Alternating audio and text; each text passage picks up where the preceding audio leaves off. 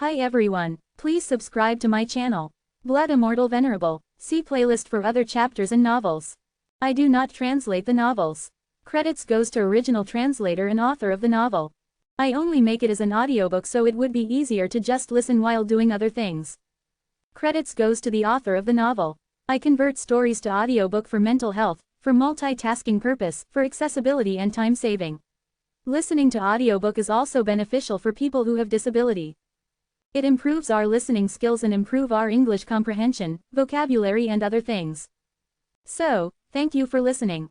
Thank you and thank you very much for your support. Chapter 3841, Warning. Under the influence of the stasis extreme form, Zen wasn't able to think straight. He heard the words of the evil god, but he couldn't fully comprehend them.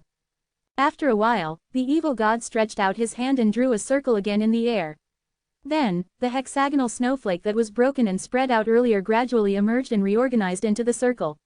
As it was completely restored, Zen was able to return to normal. The moment he came back to his senses, the evil god's words from before drilled into his mind. At the same time, he noticed that the evil god was now approaching him. Stasis extreme form. Zen's expression changed drastically as he realized how dreadful the skill was. He was wondering why the ancestry-level bloodline couldn't restrain its power. Never did he expect that the evil god would be able to use the power of the deep space. The evil god didn't say anything and just looked at him with a playful smile. He was enjoying this moment when he could clearly see the bewilderment on Zen's face. He remembered Zen once told him that there was a much wider world outside. He thought that he must probably have the same flabbergasted expression on his face. But now, it was Zen's turn to experience it. How did you obtain such a level of power? Zen couldn't help but ask him without hesitation. The evil god fiddled with the hexagonal snowflake and asked teasingly, "Do you want to know?" Of course, Zen replied quickly.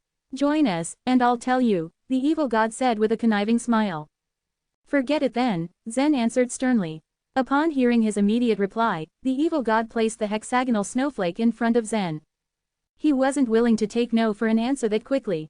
"I heard that you have fought with the downgrader. You should know by now what kind of power he possesses. If you can't even resist my power, then you definitely have no chance against him. Even if you rely on your primitive land, nothing would change. You will die with everyone. But if you follow me, I can save you. I can save everyone around you." Zen couldn't understand where the fanaticism in the eyes of the evil god was coming from. It was as if saving him meant saving the whole world. However, Zen just dismissed him by saying, "I don't need you to save me." After deeming that they had nothing more to talk about, Zen turned around and was ready to leave.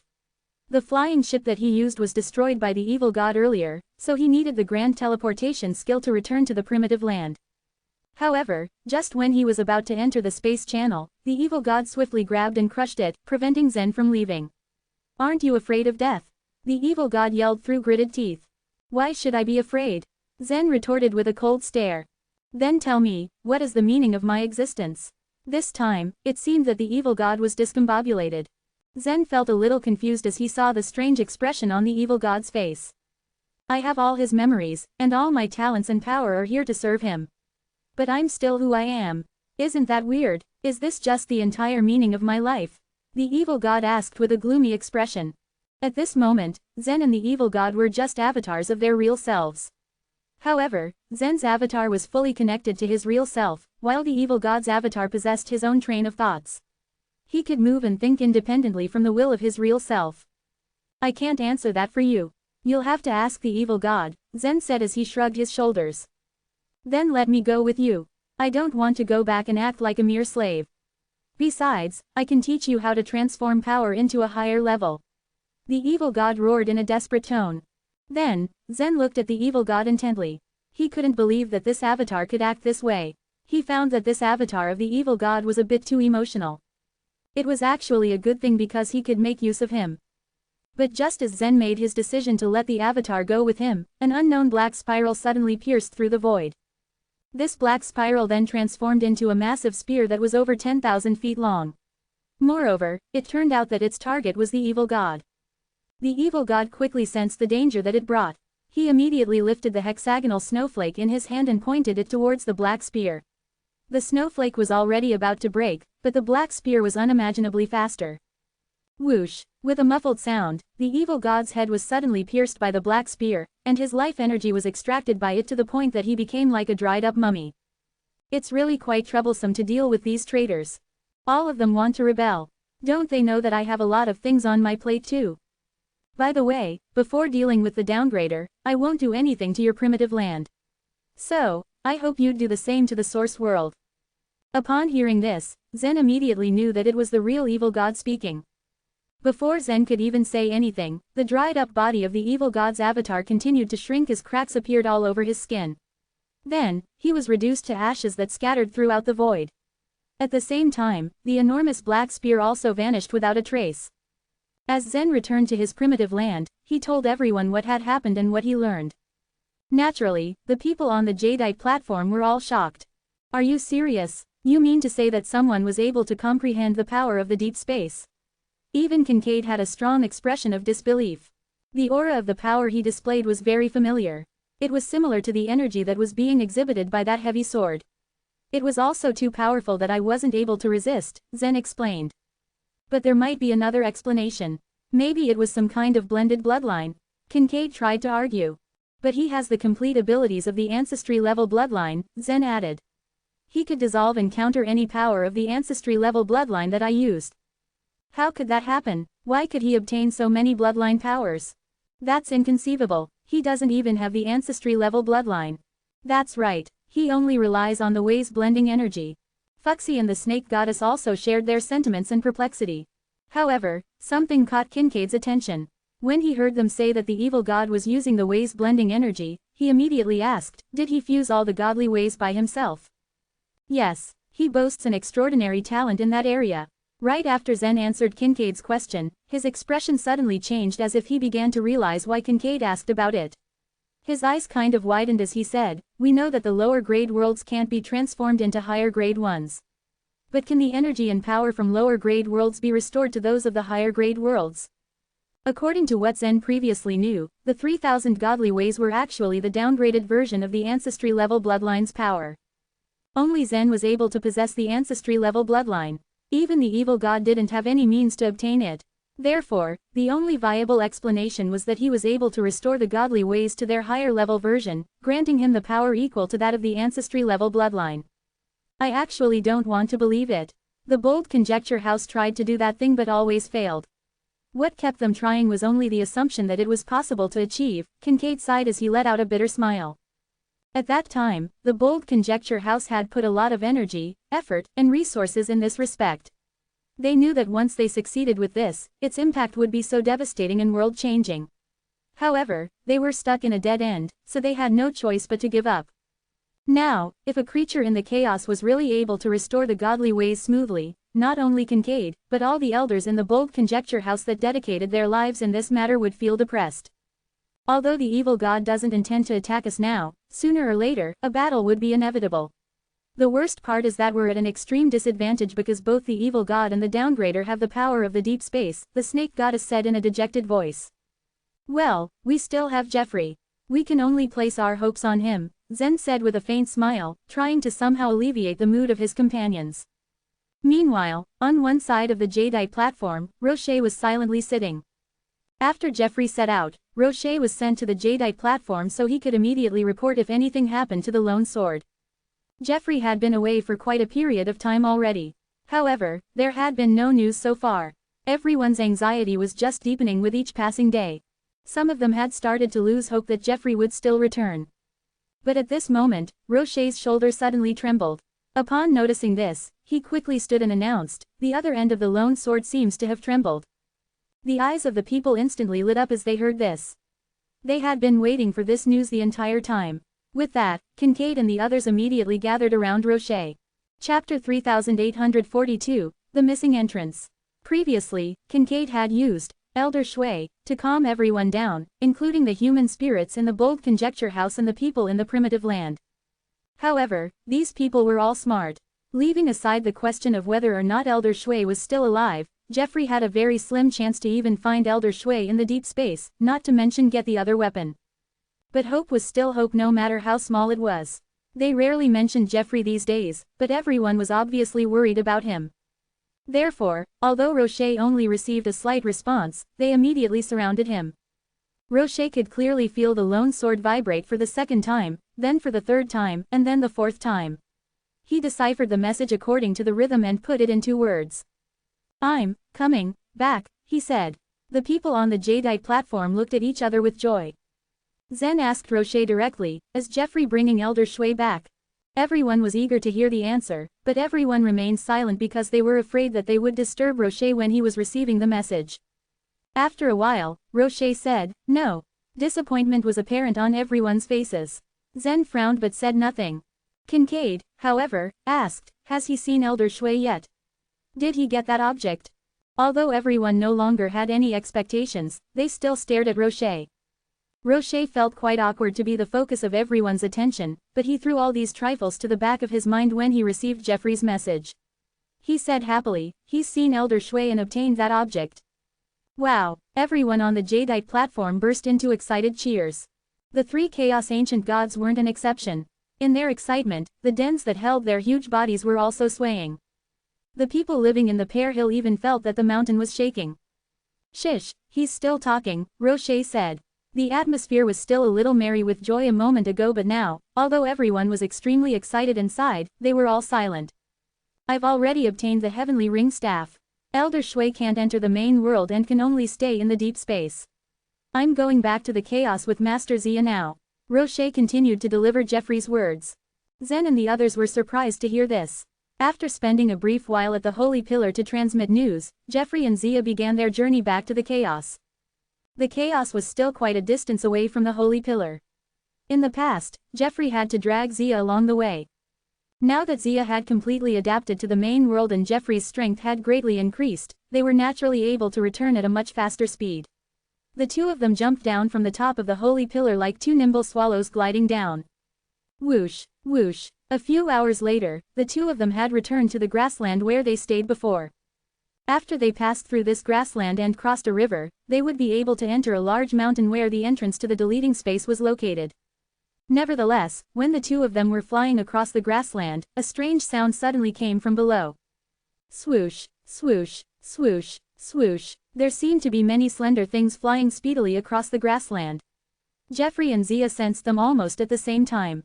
"What are they? Snakes?" Zia frowned. Although he had already gone through the soul reincarnation, he needed to resist the pressure of the abstruse energy world, so he didn't release his spiritual sense. "No, they're those tentacles," Jeffrey replied. "Oh, they won't be a problem for us then."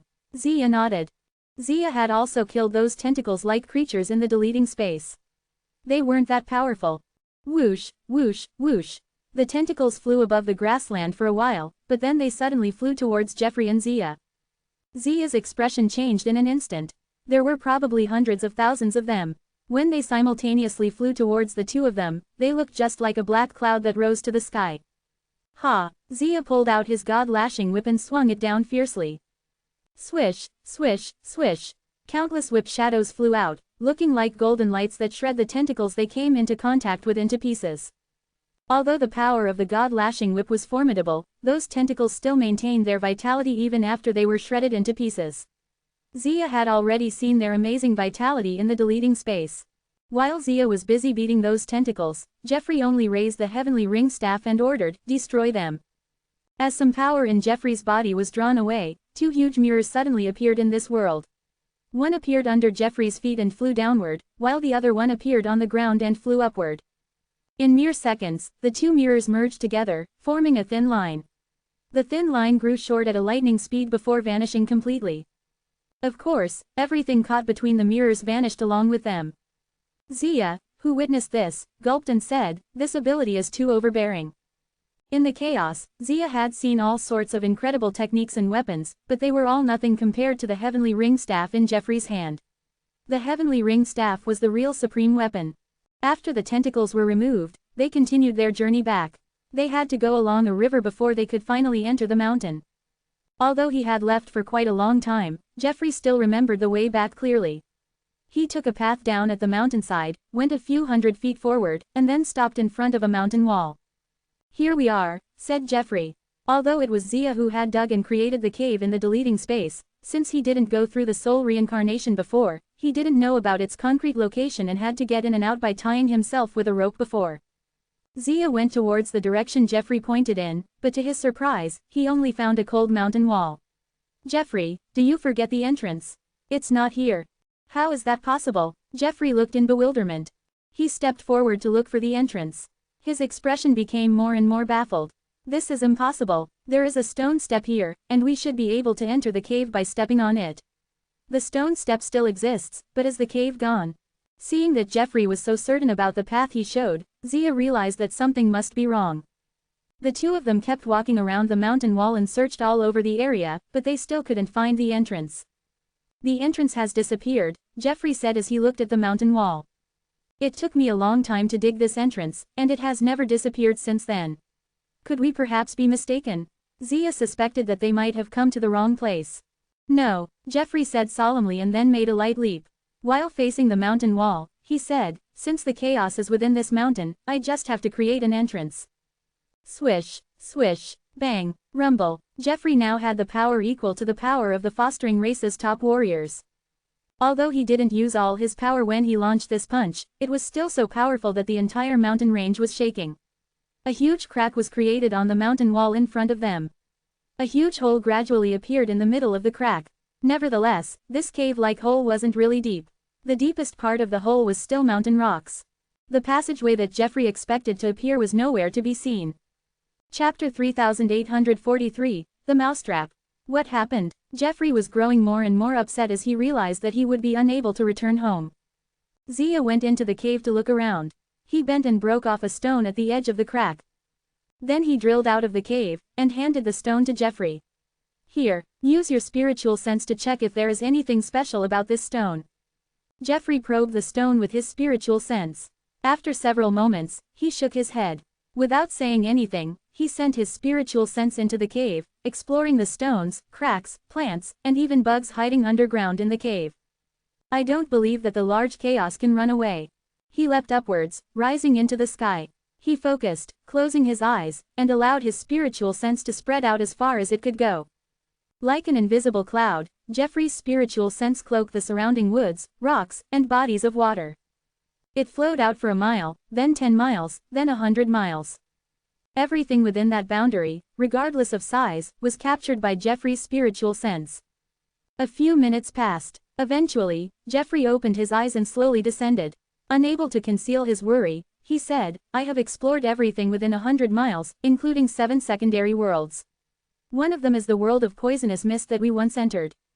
Let's check them one by one, said Zia. Jeffrey nodded. Together, he and Zia began traveling through the woods. This place was located at the edge of the main world. The 7 secondary worlds had been built as experiments, and widely distributed. The first secondary world they entered was completely dark. After roaming around for a while in pitch blackness, the two of them retreated. The next secondary world was obscured by heavy mists. Likewise, there seemed to be nothing of note in the third, fourth, fifth, and sixth secondary worlds. Several hours had passed. They were down to the final secondary world. Jeffrey and Zia were silent. They crossed a long, narrow mountain range and found another cave. They glanced at each other, aware that this was the last world to explore, then entered the mouth of the cave. As soon as they stepped into the cave, they felt a gust of freezing wind blow over their bodies. This world was a land of ice and snow. Jeffrey sighed. This is not the chaos. Let's leave, he said. However, just as they took a last look around the cave, preparing to leave, there was a sudden cracking sound from behind them. They turned swiftly. The sound had come from the flash freezing of ice water. The mouth of the cave was covered entirely with a thick layer of ice. The entrance was blocked. The two of them stared at the barrier and saw that there were faint dark shadows embedded in the depths of the ice. Is this a trap? Zia asked quietly, looking around him with renewed alertness. He held the god-lashing whip firmly in his hand. He lifted his arm and sent countless golden whip shadows towards the ice. As the golden whips slashed into the ice blocking the cave entrance, shards of crystal clear ice scattered in all directions. In general, Zia was quite confident in his own strength. After all, he was one of the top masters in the third-grade world. How could a mere layer of ice stand in his way? However, this was no ordinary ice. It condensed with a swiftness that defied the imagination. Indeed, as he lashed at the ice, it seemed to be growing thicker and thicker. Outside the wall of ice, two giants stood at the entrance of the cave. The two enormous creatures, like Pompeo, belonged to the Colossus race. However, there was at least one major difference. Unlike Pompeo, these two giants had purple crystals inserted along the length of their backs. The purple crystals lined their spines from the waist to the nape of the neck. The giants were busy emptying their pockets. They were taking out dark blue ice runes, slapping them one after another on the surface of the ice. Every time they placed down an ice rune, a wave of energy emanated from it, and the wall of ice grew thicker. One of the giants snorted with laughter, as he looked at the shadowy form of Zia and his golden whip through the ice. The two mice scurried in and now they are trapped and want to come out. Our master was right, he said, smirking. Their strength is not too bad. What's more, they can freely move in the fourth grade world. Fortunately, our master has loyal servants like us. We won't lose to them, the other giant said, slapping down more ice runes. Zia, who was in the secondary world, didn't know what was going on in the outside world. Golden thorns began to protrude on the surface of his god-lashing whip. Thorny whip, he cried. The whip lashed through the air and made a cracking sound as the thorns pierced the ice. Zia was doing his best. Previously, he had needed to rely on Jeffrey in order to deal with those tentacles. He knew it would be extremely embarrassing to be forced to ask Jeffrey for help again. However, even though he had unleashed all of his power, the ice withstood the force of his attacks. It seemed to be getting thicker and thicker. The abstruse energy world was full of low-level creatures, and they simply didn't have the ability to create such a solid ice layer. This didn't make any sense. While Zia hesitated, wondering what to do next, Jeffrey came and stood beside him. Let me do it, he said. Jeffrey put his hand on the ice and hit it hard with his open palm. He didn't use any special skills. He simply channeled all his considerable physical strength into the blow. The huge ice layer vibrated from the force of the slap. The ice became opaque, turning from a translucent blue to a cloudy snow-white color as countless splinters and cracks formed and spread. After a couple of seconds, there was a deafening bang as the ice shattered and shards sprayed out like water rushing from a dam. The two giants standing outside were completely caught off guard. They hadn't expected such a display of strength. Even as they stuck ice runes into the wall, it exploded outwards, and they were carried away by the massive amounts of ice debris. The giants struggled to get up. When they finally raised their heads, they saw Jeffrey floating above them. Who sent you here? Tell me, Jeffrey said coldly. He was angry and frustrated at his inability to find the chaos, and he was perfectly prepared to take out his rage on these two giants. He thought they might be able to give him some answers. The two giants exchanged glances. Neither of them said a word. Without warning, the purple crystals on their backs flashed with some inner light, and tremendous power flowed into their bodies. Instantly they rushed at Jeffrey. They moved at a frightening speed, so that they looked like no more than blurs as they attacked. The first giant grabbed Jeffrey with one hand.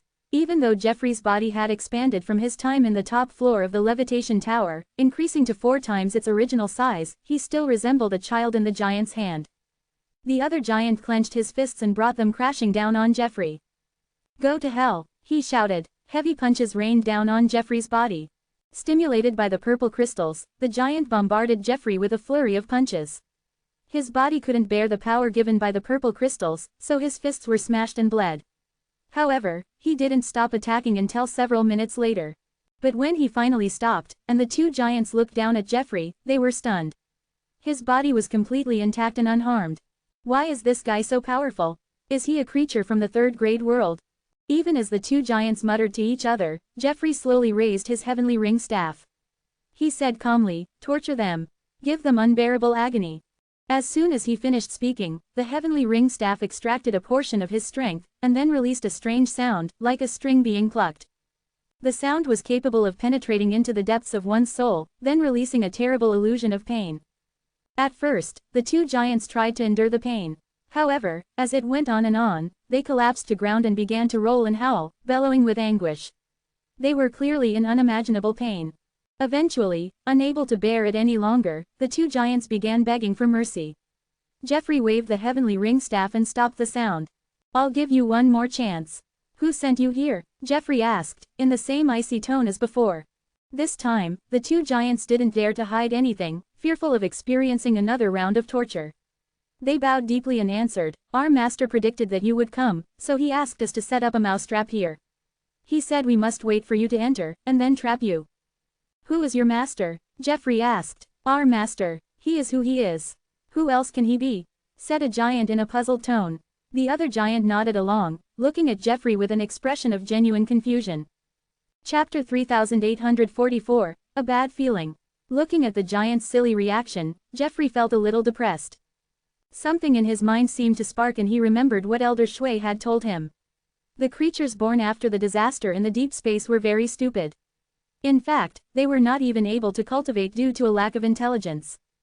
The abstruse energy world had also encountered a great disaster once. Jeffrey thought that the situation here was most probably similar to that of the deep space. These giants' intelligence quotient seemed pitifully low. Have you ever seen your master? Zia asked him. Since these giants were not very smart, they could only inquire things little by little. Zia was much more experienced in talking in a way that they could understand. No, but he talks in our minds, the giant answered. Zia nodded and then continued, can everyone in your race hear him? Yes, the giant affirmed. It's a will that descends into their minds, Zia muttered to himself. No one in the 4th grade world has such a powerful soul. Is he the downgrader? Jeffrey theorized. That's quite likely, Zia nodded as he looked at the purple crystals behind the giants. Then he asked, how did you get these crystals? If it really were the downgrader who controlled these giants, then the purple crystals would have been his giving since the giants finding them on their own was highly unlikely. It was hard to say whether the downgrader could return to the abstruse energy world, but he could definitely find a way to ship or smuggle the purple crystals out of the chaos. And these crystals might contain some clues of the chaos. They were given to us by our patriarch. It was he who gave us our powerful strength, one of the giants explained. And where is your patriarch? Zia asked gently.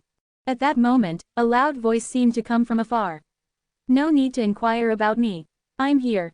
There was a soft shimmering on the top of a mountain not far away from them, and a giant the size of a hill appeared on its peak. The giant's head was inlaid with hundreds, if not thousands of purple crystals, which spread all the way from his head to his arms.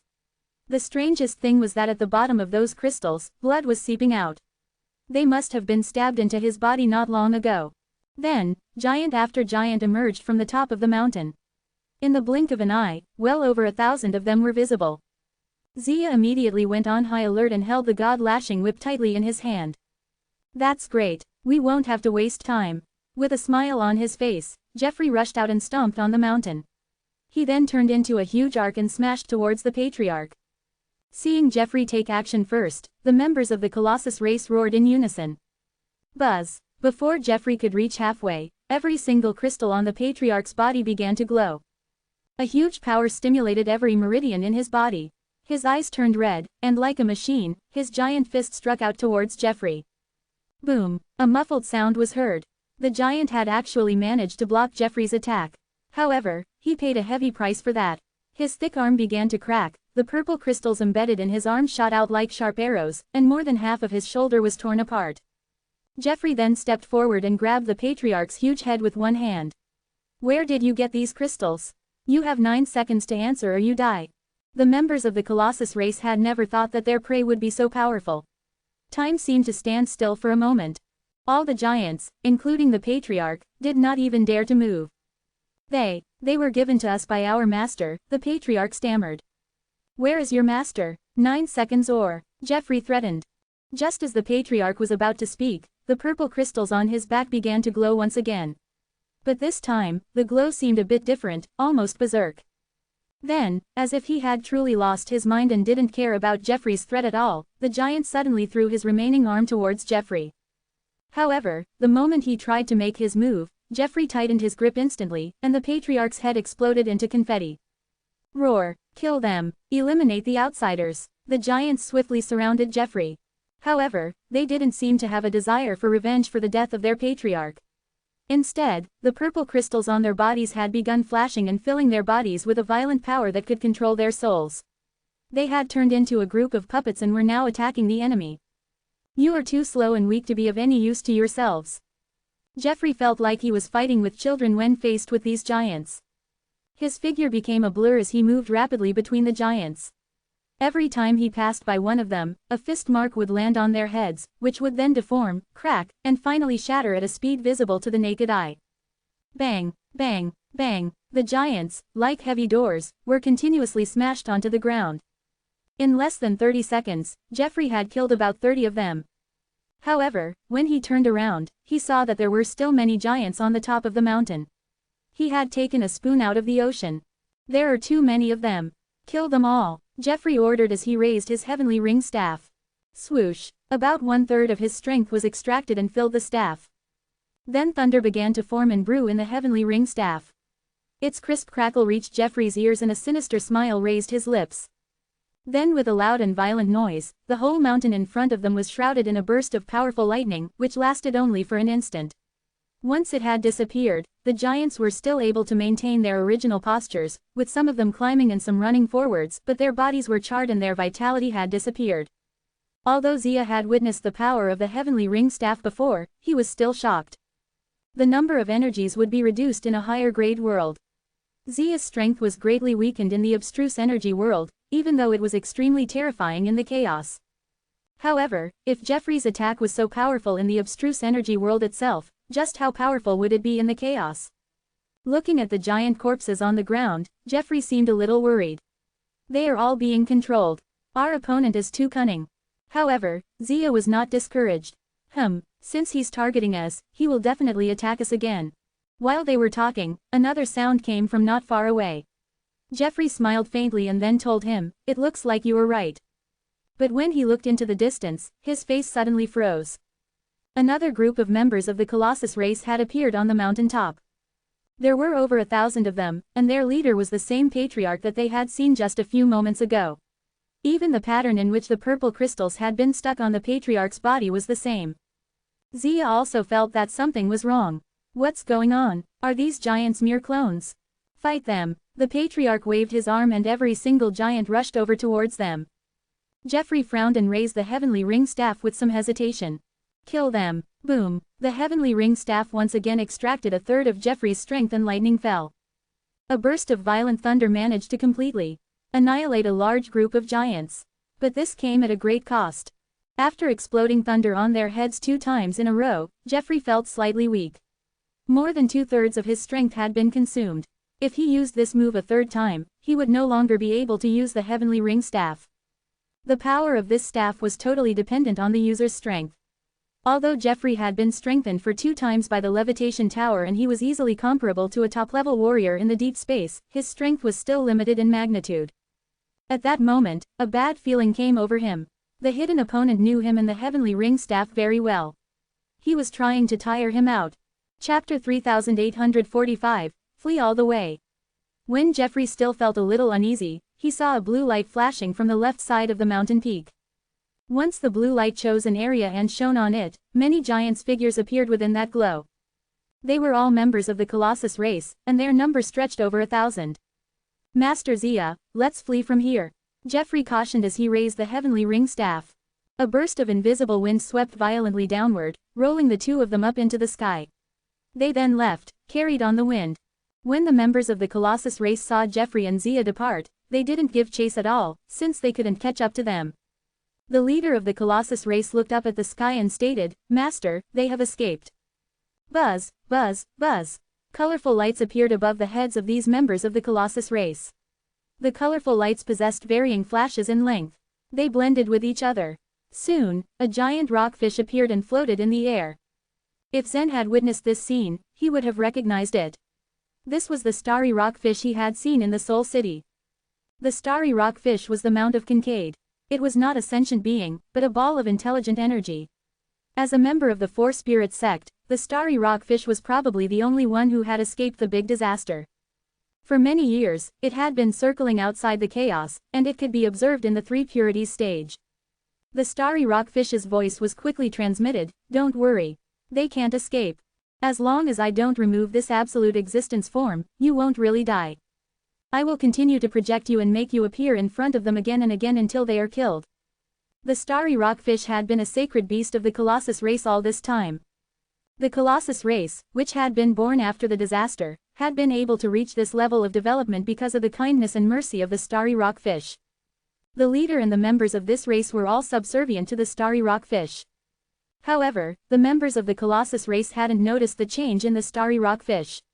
At the top of the originally colorful horns, there was now a bit of black light mixed in, and the starry rockfish's pair of bright eyes were filled with conflicting colors. At this time, the starry rockfish was no longer the sacred beast that had protected them for centuries. Whoosh, whoosh, whoosh. After Jeffrey and Zia had flown a safe distance in the air, they slowly descended to a forest of giant trees. Standing on the swingy boughs of one of the giant trees, the two of them were a little depressed. However, Zia remained calmer, while Jeffrey began to complain, "We can't return. What's the use of me discovering this object?" As Jeffrey spoke, he raised the heavenly ring staff and brandished it around. Whoosh, bang, bang, crack, the heavenly ring staff smashed straight onto a tree trunk. How could a mere trunk withstand Jeffrey's power? Thus, the tree trunk snapped with a loud bang. Fortunately, the heavenly ring staff itself was not an ordinary object, and it didn't suffer any damages. The rough tree trunk was as hard as metal, but it still could not withstand the strike. Feeling the weight of his frustration, Jeffrey lost his temper again. Zia remained silent. Jeffrey had no idea how to find the chaos. He was also quite certain of the consequences of not being able to return to the chaos. While Jeffrey was still venting his anger, another ray of blue light flashed on a treetop not far away. Just as before, the members of the Colossus race appeared within the radius of the blue light again. "You are everywhere. You fools are courting death." Jeffrey instantly and without hesitation wielded the heavenly ring staff. Jeffrey. Zia tried to stop Jeffrey from using the heavenly ring staff, but he was too late. Nearly 1/3 of Jeffrey's power had been absorbed. The heavenly ring staff would use a fixed ability when dealing with a specific object. As the energy flashed from the heavenly ring staff, another outburst of violent thunderbolts obliterated the members of the Colossus race. Boom! In the blinking of an eye, the members of the Colossus race were decimated. The loud thunderous roar made flocks of birds fly around in shock, screaming in fear. Jeffrey felt weakened after his strength had been extracted. Although his physical body was able to recover swiftly, it couldn't face his overuse of the power. As soon as he killed this group of giants, another ray of blue light drew a circle on the top of another tree. Those giants reappeared again. "Don't try to fight against them. Let's go," Zia urged. Jeffrey nodded and raised the heavenly ring staff with all his remaining strength. Then he made use of the wind pressure to pull him and Zia up into the sky again. Since the members of the Colossus race were able to follow them all over, he and Zia were surely being tracked.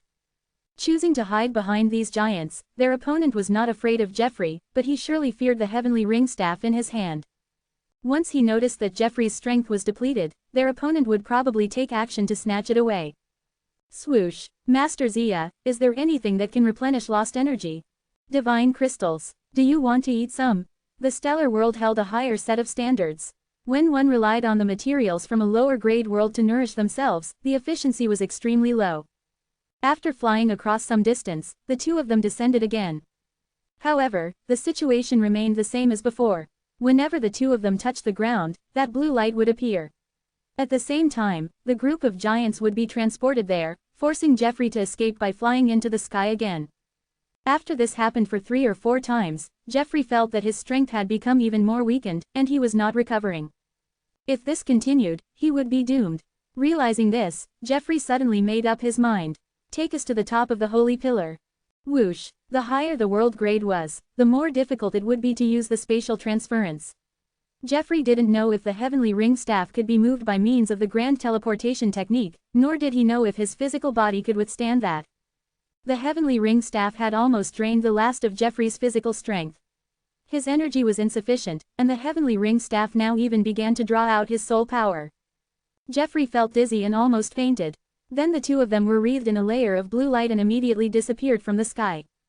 The next moment, the two of them instantly appeared at the top of the holy pillar. Zia stood there steadily, while Jeffrey was so weak that he almost crashed down on the pillar. "Sir, hurry up, tell my father." Currently, they probably wouldn't be able to enter the chaos. The only possibility was to ask Zen to come out. Jeffrey had extracted the last of his strength in order to get to the pillar. Without saying a word, Zia moved straight to the edge of the holy pillar. He put his finger on the light ray that connected to the lone sword and began to gently pull it. Previously, he had known how Jeffrey operated it. On the jadeite platform, Zen and the others were restlessly waiting. The distance from the holy pillar to the chaos was not great. Zia would bring Jeffrey and descend from the deleting space at any moment now. As time ticked by, Zen and the others became more and more impatient. Why haven't they come back yet? Could it be that they can't descend from the deleting space? Maybe they can't find their way back. What happened? Just as everyone began burning with anxiety, Rocher's lone sword began to tremble again, and new information was transmitted from the other side. I'm Zia. We can't locate the chaos and are unable to return. Chapter 3846, The Only Way Left. Everyone who heard what Rocher said was surprised and confused. The chaos is such a huge world. How is it possible that they couldn't find it? They all thought at the back of their minds. Why can't you find your way back? Are you lost? Be patient and look more carefully. Zen, Fuxi, and the others were so anxious that they impatiently blurted what they were thinking. Suddenly, the snake goddess interrupted them. Calm down. Zia is not a fool, and neither is Jeffrey. They wouldn't have come back to the holy pillar and asked for our help simply because they got lost. They must be in a more difficult situation than we can imagine. Let him talk, she kind of reprimanded everyone present. Upon hearing what the snake goddess said, the people on the jadeite platform recognized what she meant. They quickly fell silent and stared back at Rocher. They are being pursued by a great number of enemies. Their sheer number is overwhelming that they couldn't defeat them all. Although Jeffrey gained incredible strength, he is now exhausted. They don't know how much longer they would be able to hold on. Rocher reported everything that Zia told him. Upon hearing this, Zen was suddenly alarmed. Did he say who were after them? He asked. After a short while, Rocher replied, a bunch of giants. Giants in the main world.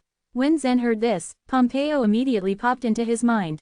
If several members of the Colossus race are after them, then both of them are in grave danger, Zen thought with a worried expression on his face. What should we do now? Zen murmured to himself as he paced back and forth. Right now, Zia and Jeffrey couldn't come back and bring the heavenly ring staff to them. Moreover, they were in a dangerous situation. After thinking for a while, Zen stopped walking. Something lit in his eyes as he turned to the snake goddess. The eternal scroll painting. We can enter the eternal divine courtyard through it. That's the fastest shortcut, Zen exclaimed in excitement. However, he didn't understand why no one gave a single response. In the end, it was the primeval Lord of Heaven who dared to break the silence. A wisp of his soul floated out of the civilization artifact and sighed. Zen, the eternal scroll painting is still closed. Furthermore, the Grand Plane stage was already destroyed by the downgrader, he explained calmly. Since the Grand Plane stage was destroyed, it must also mean that the eternal scroll painting vanished with it too. Fuxi kept his head lowered as he furrowed his eyebrows, while the snake goddess pursed her lips. They couldn't say anything as they didn't want to be the ones to break it to Zen. Not long ago, Jeffrey had just completed a very risky and difficult mission. However, they didn't expect that things would go south at such a critical point. Now, they were stuck with a problem that they couldn't solve. All of their choices were being blocked off. They couldn't get to the deleting space or the abstruse energy world. Wait, there's still someone who might be able to send me to the deleting space, Zen said abruptly as a thought suddenly occurred to him. Are you thinking of the evil god? The snake goddess asked with a suspicious look in her eyes. I don't think he will help you. Besides, did you forget that Zia closed the deleting space? Even Othniel wasn't able to enter it. Although the evil god learned the space truth, it's still impossible for him to send you to the deleting space, she said in low spirits. The deleting space was under Zia's total control. Even Chaos ancient gods weren't able to do anything with it. Zen began pacing back and forth again. The frustration was so visible on his face. Even the blue veins on his forehead were totally exposed. While everyone was racking their brains for a solution and wallowing in despair, Kincaid chimed in, there's actually a way to make it to the main world. Really? How? In the blink of an eye, Zen appeared in front of Kincaid, eager to know what he was talking about. He was so desperate that he would do anything whatever it might be. There are two paths in the channel that could be found in the Bold Conjecture House. They can come back through one of those roads, Kincaid explained. Everyone present looked at him with a displeased expression as soon as he finished speaking. They all wondered why he kept silent all this time if he had the solution all along. Kincaid knew exactly what they were thinking. However, he had his own reasons for not bringing it up earlier. The only problem is who to send. Hilario, the human spirits of the Bold Conjecture House, and even I couldn't return to the main world because we will die there. On the other hand, though you can enter the main world, you can't walk freely and see clearly in there, he continued. He knew that none of them had experienced the Red Jade Rite, hence they knew so little about the main world. I'll do it, Zen said calmly. Even if it weren't for Jeffrey and Master Zia, I still must bring the heavenly ring staff back at all costs. Right now, I'm the only one who can do that. According to what Master Zia said, Jeffrey had run out of strength. It makes sense since the heavenly ring staff, like the heavy sword, requires a large amount of energy to power it. I must be the only one qualified to wield it since the ancestry-level bloodline would aid me, Zen thought to himself. Are you sure? It's too risky, Kincaid warned him in a stern voice. Everything that we have been doing is a great risk, Zen quickly retorted. We're also as good as dead if we don't do anything right now. Kincaid clearly felt the determination in Zen's eyes. This guy understands all the risks, but he doesn't have the slightest intention of dying, Kincaid thought in amazement. All right then, you have to sneak into the other shore first, Kincaid started explaining what he had to do. Zen had initially planned on entering the other shore by reciting the truth of godly way. But upon hearing what Kincaid said, he remembered something and said, Master Kincaid, please wait a moment. I'll be right back. Swoosh. Then, Zen suddenly vanished into thin air. The next second, he was standing in front of the civilization artifact of the Heavenly Obsession Civilization. After the blooming jade stage was destroyed, the core of the Heavenly Obsession Civilization was also destroyed. Because of that, the civilization artifact became useless. However, Zen didn't want to give up on it. He thought that it would be such a pity if he lost the unique calculation method of the Heavenly Obsession Civilization. Therefore, he asked the ancestry-level bloodline to restore its core. Now, there was a massive cube beside the civilization artifact. It was created by the ancestry-level bloodline through the power of the creation quadrant.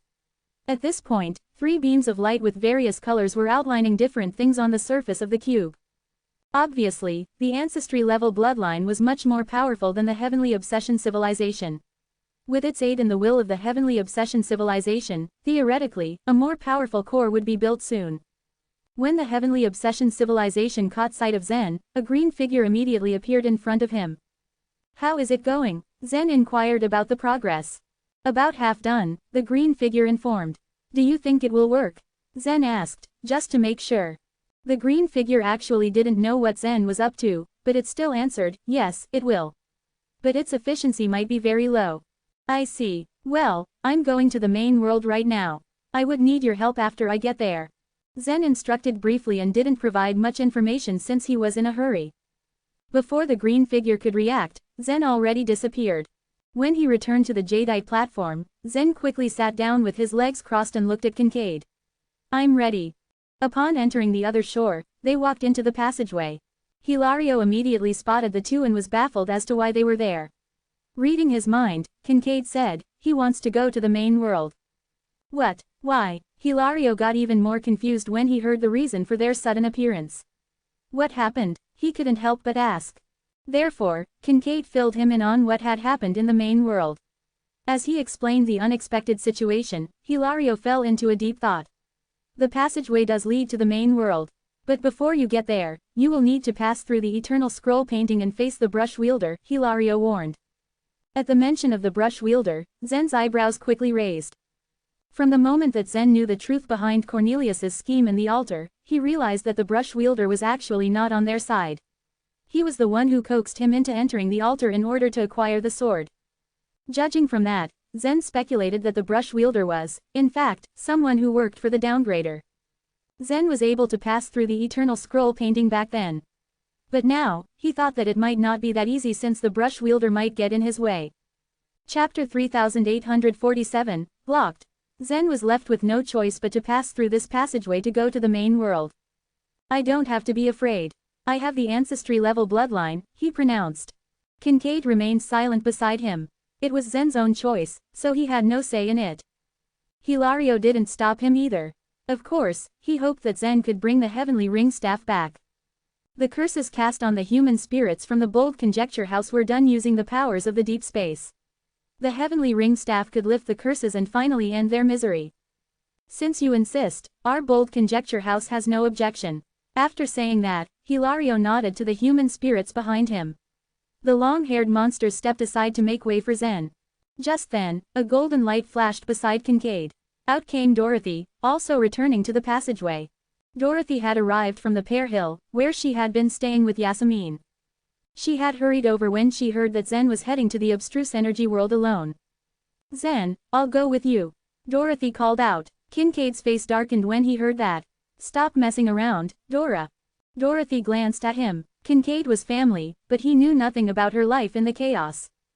Dorothy shook her head. I'm not messing around. I'm your daughter and a human spirit, too. I would probably be able to walk freely in the abstruse energy world. The warriors of the Bold Conjecture House, admittedly, had also been wondering if Dorothy had that ability. But they couldn't make any conclusions without a precedent. If you are still a creature of the main world, the rules of the main world could kill you. And if you aren't, you would only be a liability to Zen. You cannot go. Kincaid took a step forward and stood in Dorothy's way. Dorothy, please, Zen pleaded, his face serious. He knew how stubborn Dorothy was. Even Yasmin couldn't stop her, so it was less likely that Kincaid and the human spirits of the Bold Conjecture House could change her mind. Before Dorothy could move further, Hilario reached out his hand. An oval-shaped gem appeared on his fluffy palm. The gem glowed, and at once, Dorothy felt dizzy and started to lose her balance. Kincaid came forward and caught her as she slumped down. He turned to Zen and nodded for him to go. Zen followed Hilario straight to the end of the passageway where a rusty metal door stood shut. Zen surmised it was not made of ordinary iron. He could sense it had been there for trillions of years, and yet, it remained free of any erosion. As he walked up to the door, Hilario started telling him about it. We created this path when we were trapped in the chaos. Although it is still in the eternal scroll painting, it is actually a shortcut. You'd have a better chance of evading the brush wielder through here. Hilario had speculated the brush wielder was on the downgrader's side. Zen and Kincaid were inclined to agree, based on the brush wielder's actions so far. Though it was only a speculation, it would be safer to avoid him. With a curt nod to Hilario, Zen pulled the iron door open and stepped in. The other side of the iron door looked like a void but felt more like a solid wall. As soon as Zen entered, an irresistible force pressed him onto the wall until he had been flattened and emerged on the other side as a two-dimensional figure. Zen adapted to the transformation quicker now, having entered the eternal scroll painting before. A straight road. Up ahead lay a path just as Hilario described. Those who took this road could pass through the eternal scroll painting without having to take its myriad tests. Zen wasted no time. He scrambled onto the path quickly as if he was being chased. It only took him half a minute to reach the end of the road. But as he took another step forward, a new path appeared in front of him. This puzzled Zen for a moment before he realized that this was probably the second page of the eternal scroll painting. The eternal scroll painting had a total of 3 pages, and he had to pass through them all. He moved quickly onward. It wasn't long before he had passed through the second page, too, arriving at the road on the third page. Zen hurried on the path, looking forward to finally reaching the eternal divine courtyard. Halfway down the road, Zen could already spot the door drawn at the end. It was wide open, just calling for him to enter. He could feel his heart thumping in nervous anticipation, fervently hoping there would be no sudden obstacles. He got closer and closer to the door. He was only 2 or 3 steps away when a thick ink mark appeared on the eternal scroll painting. The mark crossed the door out. It was blocking Zen's entry. Zen stopped in his tracks. His glowering looks were evident even in his two-dimensional state. He couldn't read the brush wielder's motives the last time they met, but he knew that this time would definitely leave no room for doubt. Swish, swish, swish, swish. 4 more thick ink marks appeared around Zen one after another, acting like a cage. Brush wielder, Zen called out. Zen couldn't see him in his current form, but he knew that the brush wielder was looking down at him from above the painting scroll. A crying face appeared above Zen. You didn't disappoint me. Finally, you opened the altar. You are better than I thought, he said. Why are you stopping me, then? Zen responded. The crying face turned into a smiling one, but his voice remained somber. Your task has already been completed. There is no need for further trouble. So either go back to the chaos, or remain here. Zen felt a hot flash of anger upon hearing this. He finally lashed out, and do you think the downgrader will give you what you want? When he created you, he told you the second grade world, the wall world, was the most perfect, but it was all just a trick. He also said the same to the 4 spirits sect about the 3rd grade world, the cinnabar race about the 4th grade world, and the sacred spirit race about the 5th grade world. I do not care. My long-cherished wish is to expand the wall world. This eternal scroll painting is not big enough, the brush wielder said. The eternal scroll painting, in fact, was not the actual wall world. Creatures in the wall world could not see their appearance as they were depicted on the scroll. Thus, the eternal scroll painting was just a simulation. But the brush wielder wanted to make this simulation into reality. He won't stop even if the wall world becomes what he wants it to be. He will still downgrade the wall world to the 1st grade world, the world of nothingness, and you will be destroyed in the end. Zen shouted. This was obvious to Zen. He couldn't understand why the brush wielder, with all that he had seen, couldn't figure this out.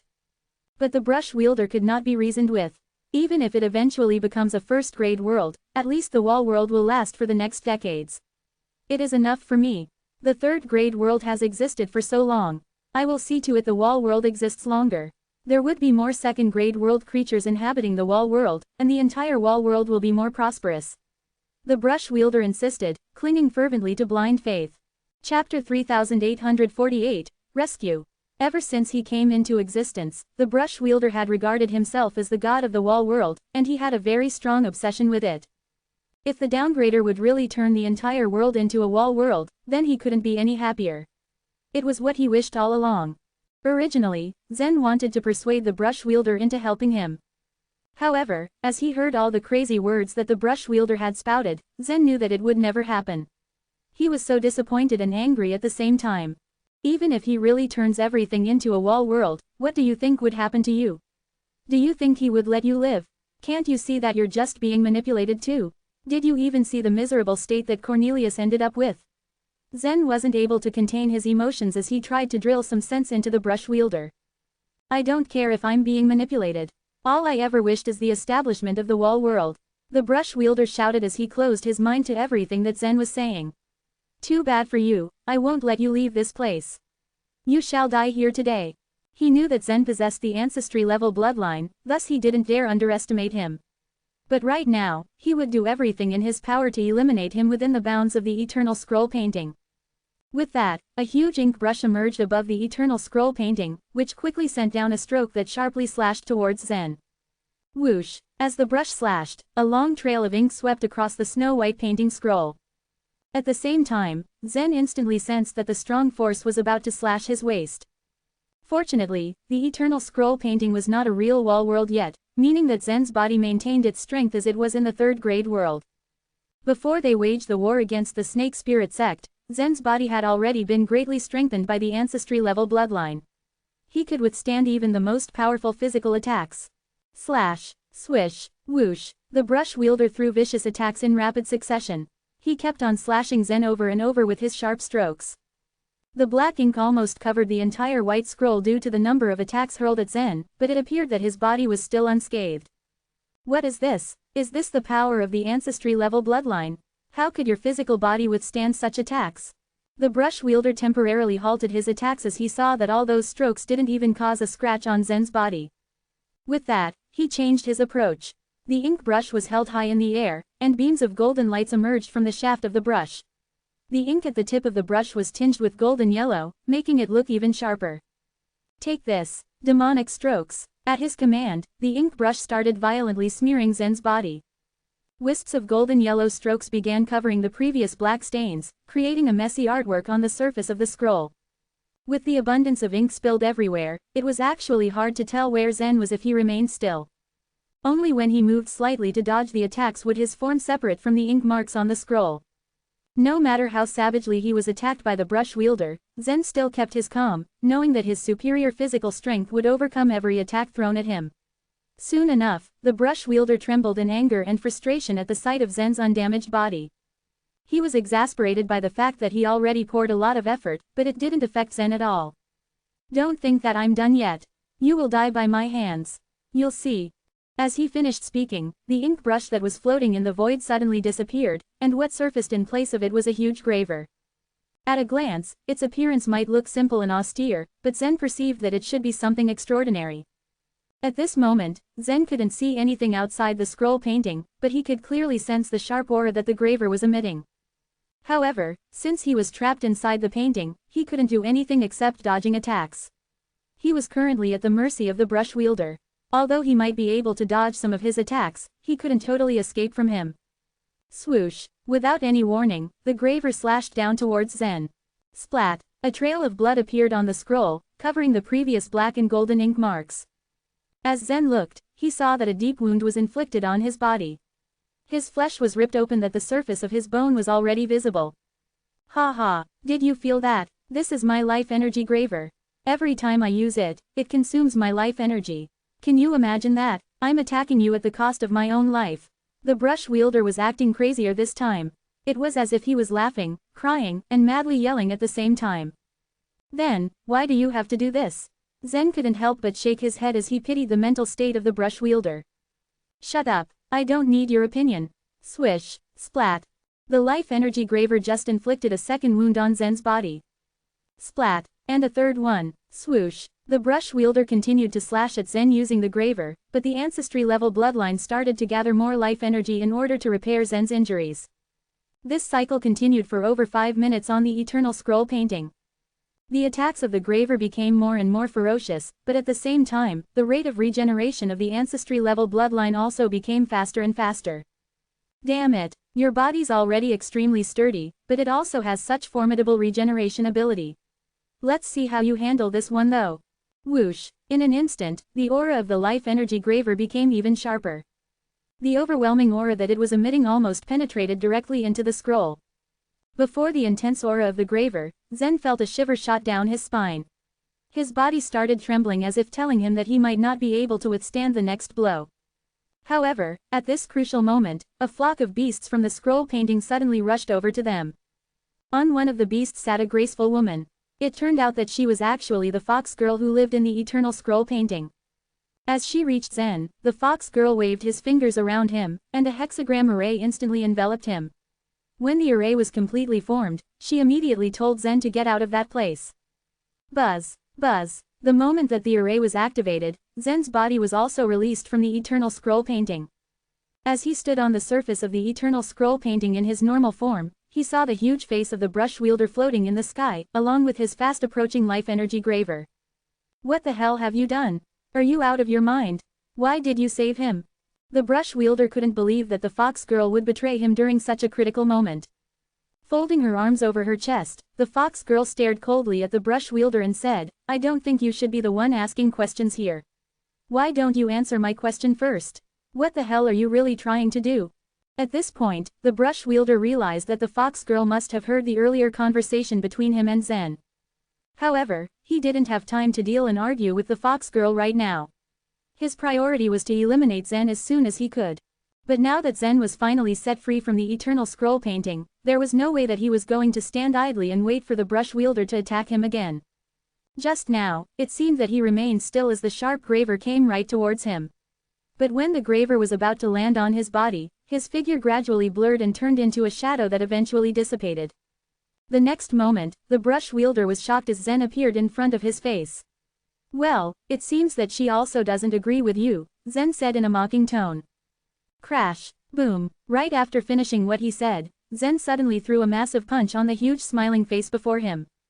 Then, the smiling face instantly disappeared and turned into a crying face. As soon as the crying face emerged, Zen threw another punch at him again. Smash, boom. It was Zen's turn to launch his own strikes. He threw lightning-fast massive punches towards the brush wielder's face, making it rapidly shift between the crying face and the smiling one. Soon enough, the huge face began to break apart, and the cracks quickly extended to all directions. Generally, the brush wielder was the one in charge of all the passageways leading to the secondary worlds, and his abilities were supposed to only serve this purpose. Thus, his fighting abilities were not that strong enough. As he faced Zen, who was now able to exhibit all of his skills without restrictions, the brush wielder definitely had no chance to fight back at all. Floating above the eternal scroll painting, the fox girl displayed a conflicted expression across her beautiful face. She was actually surprised that she had chosen to save Zen on a whim. For countless years, she had been totally obedient to the brush wielder because of her dream. She wished that one day, she would be able to return to the main world and regain her previous life. With Zen's appearance, she thought that her dream was being slowly brought to reality. The brush wielder was the one who told her that Zen was the key to completing their goals. However, when she heard the conversation between Zen and the brush wielder earlier, the fox girl almost went mad. She realized that all this time, she had been living in a lie. Her dream immediately shattered before her. That was the reason why she chose to save and release Zen from the eternal scroll painting. As Zen continued his menacing attacks, the cracks had completely covered the brush wielder's face. Crash, boom. Finally, the brush wielder's face collapsed and broke into countless pieces. The shattered pieces dropped onto the eternal scroll painting and could no longer make any move. After ensuring that he already vanquished the brush wielder, Zen descended onto the eternal scroll painting and slowly approached the fox girl. Thank you for saving me. Zen cupped his hands towards her. No need to thank me. Just go ahead, the fox girl answered in an indifferent tone as she waved her hand, motioning for him to leave. Okay then, Zen nodded as he quickly walked towards the exit of the eternal scroll painting. He needed to hurry now because he wasted so much time dealing with the brush wielder. But as he was about to step out of the eternal scroll painting, the fox girl suddenly asked, how confident are you that you can defeat the downgrader? Zen paused for a moment before he turned around, wearing a bitter smile on his face. I actually don't have the confidence. After the downgrader obtained the mighty sword that once belonged to the cinnabar race, Zen couldn't even start imagining how powerful he already became. What? The fox girl was almost rendered speechless, obviously dissatisfied with his answer. Even her charming face faded in an instant. Nonetheless, I'll still try my best. Zen just smiled at her before he went straight to the exit of the eternal scroll painting. Chapter 3849, Meeting with Zen. After Zen's figure disappeared from the eternal scroll painting, the fox girl remained where she stood without moving an inch as though she were paralyzed. When she snapped out of it, she noticed a white light dot flickering above the void. The fox girl's gaze followed the white dot of light as it floated above for a while before it finally slid down towards the exit of the eternal scroll painting. She heaved a sigh of relief and then turned to look at the face that was bruised to the point of no recognition by Zen. Confronted by Zen's fearsome relentless attack, the face of the brush wielder gave in and was smashed beyond repair. Master Brush Wielder, are you all right? The fox girl called out to him in a concerned voice. As the words left her mouth, the pieces that once sprawled lifeless on the eternal scroll painting regained their lost vitality and slowly crawled their way towards the face of the brush wielder. The brush wielder raised his face carefully as though it were as delicate as porcelain. At this moment, his face portrayed a strange calmness to it as he remained in his place without uttering a word. He was neither laughing nor crying. Please speak to me, Master Brush Wielder. Are you all right? The fox girl asked once again, her tone brimming with undying concern for him. I was born with the eternal scroll painting. As long as it is not destroyed, I won't die. Don't worry, I'm fine, the brush wielder replied. His tone showed no hints of anger when he addressed the fox girl after he recovered from his wounds. I wonder if we were able to deceive the downgrader just now. The fox girl voiced her worried thoughts out loud. It shouldn't be a problem. The brush wielder sighed softly. Compared to the creatures of the 3rd grade and 4th grade worlds, the brush wielder held more knowledge about the boring life in the wall world. Everything within that world was divided by length, and it was free from any sort of thickness. Even if there were any sort of life being born within the 2nd grade world after a long time, those lives would be proclaimed the weakest and the lowest of all lives present there. In fact, the 3rd grade world was the lowest limit of life diversification. It was the lower extreme world after all, meaning it should be the lowest grade world. If it continued to downgrade, the life it held within its borders would lose its sense of existence and the purpose attached to it. The brush wielder harbored deep-seated resentment for the 2nd grade world. But he was powerless against the downgrader, so the only option he was left with was to cooperate with the fox girl to collectively play a trick on him. It seems the downgrader is cautious about Zen, so he must be afraid of him. Perhaps there is a chance that Zen will succeed, the fox girl said with her eyes glowing with hope. Although Zen didn't give her a definite answer, the fox girl remained hopeful and pinned all her expectations on him. The moment Zen left the eternal scroll painting, countless dots of white light gathered and shot towards him. Right now, Zen was completely surrounded and mesmerized by these light dots. His ability to keep track of time and distance disappeared without a trace, rendering him helpless. Of course, Zen had already anticipated this scenario, so he came prepared. Before he could lose sight of everything, he contacted his inner world. Heavenly Obsession Civilization, are you ready? Zen asked as he prepared himself. If given a fair amount of time, coupled with the ancestry-level bloodline's ability, the core of the Heavenly Obsession Civilization would have been fully replenished or even more powerful compared to before. Unfortunately, the time it was granted was far too short to accomplish anything. It was also an extremely complicated task to construct the core of the Heavenly Obsession Civilization. Even though the Heavenly Obsession Civilization had mastered the technology, they had only managed to build the core halfway. To prove itself useful to Zen's cause, the Heavenly Obsession Civilization sealed the core forcibly. The moment it received Zen's message, the core of the Heavenly Obsession Civilization responded to his call and began to operate rapidly.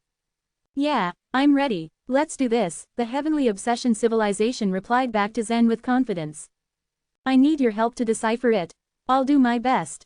As it spoke, a ray of green light suddenly began to hover over Zen's eyes, shrouding them in its influence. The core of heavenly obsession civilization took control of Zen's eyes and ran his gaze, scanning each light one after the other to decipher their meaning. Once everything lay bare to it, it transferred the information gathered into Zen's eyes. Because its ability to calculate didn't have enough time to fully restore itself, the process was slower than usual. After 5 minutes of continuous repetition of this tedious process, a blurry picture revealed itself as it flashed before Zen's eyes. He saw 4 chains extending in 4 respective directions, and he also witnessed 4 obscure pillars standing in the distance. As this blurry scenery flashed before his eyes for a brief moment, Zen was able to faintly determine his whereabouts. This must be in the center of those 4 pillars. Jeffrey told me that he stays at the pillar on the north side. I need to get there. Taking the help of the blurry picture alone wasn't enough for Zen to successfully make his way over the long chain. However, the core of the heavenly obsession civilization had a strong learning ability, which helped it to overcome any difficult task it was confronted with. It continued its vigorous attempts to explore the light dots. As a result, it successfully deciphered the rules behind their distribution. Soon, it picked up the pace and started restoring the scenes at a quicker rate, which made the picture clearer than before. But it would still take some time before the picture was as clear as day to maneuver Zen's way to his destination without facing any difficulty. After Zen entered the eternal scroll painting from the exit of the passageway, the human spirit king, Kincaid, descended to Pear Hill once more. He turned towards Rocher to relay his message to Jeffrey through the lone sword. Your father is on his way to the main world. He should be able to reach the top of the eternal divine courtyard. You can meet him there. The information was crucial. It was because it was inconvenient for Zen to move as freely as Jeffrey could in the main world. It was better to let Jeffrey await Zen's arrival at the exit than for Zen to look for him instead. After hearing the message, Zia wasted no time to run frantically towards Jeffrey and stood before him. We should head to the eternal divine courtyard immediately. Your father is supposed to meet you out there. Jeffrey remained calm as he kept his eyes closed and kept his breathing steady. He took his time to accumulate all his strength to prepare himself to meet Zen. This body was entrusted to him by the levitation tower. So it should be the most powerful body in the entirety of deep space with a solid recovery ability. His body and soul suffered from exhaustion after being overexerted, but after he rested for quite a while, they began to show signs of recovery. Jeffrey only hoped the downgrader would not show up soon. Luckily, the main world was exceedingly large, so it would be hard for the downgrader to pinpoint Jeffrey's location at the holy pillar. After hearing what Zia had said, Jeffrey opened his eyes slightly and asked, Really? Are you sure? Yes, I am, Zia exclaimed, unable to mask his feelings. All right, take me there. As soon as Jeffrey declared his wish, his eyes fell on a creature flying over from afar, painted in several appealing colors. It was none other than the starry rockfish. Although it was Jeffrey's first time witnessing the starry rockfish in the flesh, he immediately sensed from its demeanor that the beautiful fish was seeking them out. Although the pillar under their feet was very wide, the surface of the pillar was quite bare. They were unable to dodge or hide. As the starry rockfish continued to close in on them, Jeffrey was suddenly struck with an idea. He grabbed the heavenly ring staff and put it into Zia's hand before he exclaimed, Use this to let it hide us. Hurry up, we don't have much time. Zia's powerful ability might have been insufficient when trying to dispose of the starry rockfish. However, making use of a small hiding method seemed to be not that difficult. Zia was surprisingly quick to react. He had seen how Jeffrey used the heavenly ring staff before. Therefore he encountered no difficulty in wielding it. After taking it, he raised the heavenly rising staff and yelled out, Hide us. As soon as he voiced his command, Zia felt the energy from his inner world gush out uncontrollably. When a small-scale hiding technique was put to use, his inner world went through dramatic changes as almost half of the energy was drained from it. But the effect was surprisingly effective. A faint net of light veiled their bodies and suppressed their auras as though they were never there. As soon as they were hidden from the naked eye, the starry rockfish flew over from afar till it reached where they stood. Woo, goo, the starry rockfish lowered its head to try to get a whiff of their auras but failed at its attempt. After searching unsuccessfully for a while, it moved on to the next holy pillar. Master Zia, we must hurry and head to the eternal divine courtyard. It will be bad if that fish reaches my father before us, Jeffrey said, relaying his concerns to Zia. The two of them didn't resort to flying in fear of the starry rockfish locating them. They could only climb along the extended chain. Fortunately, they were able to move quickly along the chain. Chapter 3850, Magnetic light extreme form. The starry rockfish swam around the 4 pillars, searching earnestly. It had initially only planned to exhaust Jeffrey's strength. It figured this was the most efficient way to deal with him and Zia. Zia would have been easy pickings after that. But the starry rockfish hadn't expected Jeffrey to use grand teleportation to escape. The starry rockfish could detect objects using the aura of space, but the heavenly ring staff was obviously shielding Jeffrey and Zia. It took some time for the starry rockfish's echolocation ability to lead it toward the general direction of the pillars. It began to sense Jeffrey and Zia in the area as soon as it approached. But suddenly, the two became undetectable again. The starry rockfish had such keen senses that it could see the energy emanating from everything in the world, including from dead people. It could easily pick up on energy fluctuations, too. Avoiding its detection like this would usually require those in hiding to block all external energy auras and stop emitting auras themselves. Suffice to say, that was a near impossible feat. That was why the starry rockfish concluded Jeffrey and Zia must be using the heavenly ring staff. It was likely why the starry rockfish couldn't find them now. But it had to, all the same. It couldn't disobey the downgrader's orders. Woo! The starry rockfish emitted a long wailing sound. The sound waves bounced back from surfaces, allowing the starry rockfish to determine the shape of its surroundings, including those concealed. The sound waves washed through a vast area. But it still failed to pick up on Jeffrey and Zia. The starry rockfish figured it must be looking in the wrong area. It turned to go. Just then, a door suddenly opened above the eternal divine courtyard. A white light emanated from the doorway. The light began to flash, and the voice of the downgrader piped up directly in the starry rockfish's mind, "Wait there." The starry rockfish didn't know what it had to wait for, but it couldn't refuse. It hovered in place for a moment. Soon, it saw a person being dropped from above. The person landed on the roof of the eternal divine courtyard. The white light flashed again. "Give it your all and kill him," the downgrader commanded. The starry rockfish was left a little puzzled at that. The human in front of it looked extremely weak. He seemed to be just a third-grade creature who had not even undergone the red jade rite. It didn't look like it would take much to kill him. But the starry rockfish just did what it was told. Sizzle, sizzle, sizzle. 5 colored lightning bolts started swirling around the starry rockfish's sharp head. The more bolts there were, the more powerful the force became. Woo! The starry rockfish emitted the echolocation sound again to lock in on its target. It released the lightning. All this time, Jeffrey and Zia had been arching their backs and running on the chain, hiding successfully from the starry rockfish. They had heaved a sigh of relief when they saw the starry rockfish turn to leave, but felt confused when it had suddenly stopped in place, as if waiting for something. That was when they saw the door open and Zen drop down like a corpse. "Father!" Jeffrey couldn't help but hiss urgently as he saw the starry rockfish preparing to zap Zen. Crack! The 5-colored lightning enveloped Zen completely. The light bloomed over the entire courtyard. The starry rockfish was not worried that the eternal divine courtyard would be destroyed. It was, after all, under the time lock. It did feel, however, that using the 5-colored lightning on a barely conscious human was a bit too much. It would have chosen a milder technique had the downgrader not directed it to use maximum force. The 5-colored lightning exploded in one blow then died down quickly.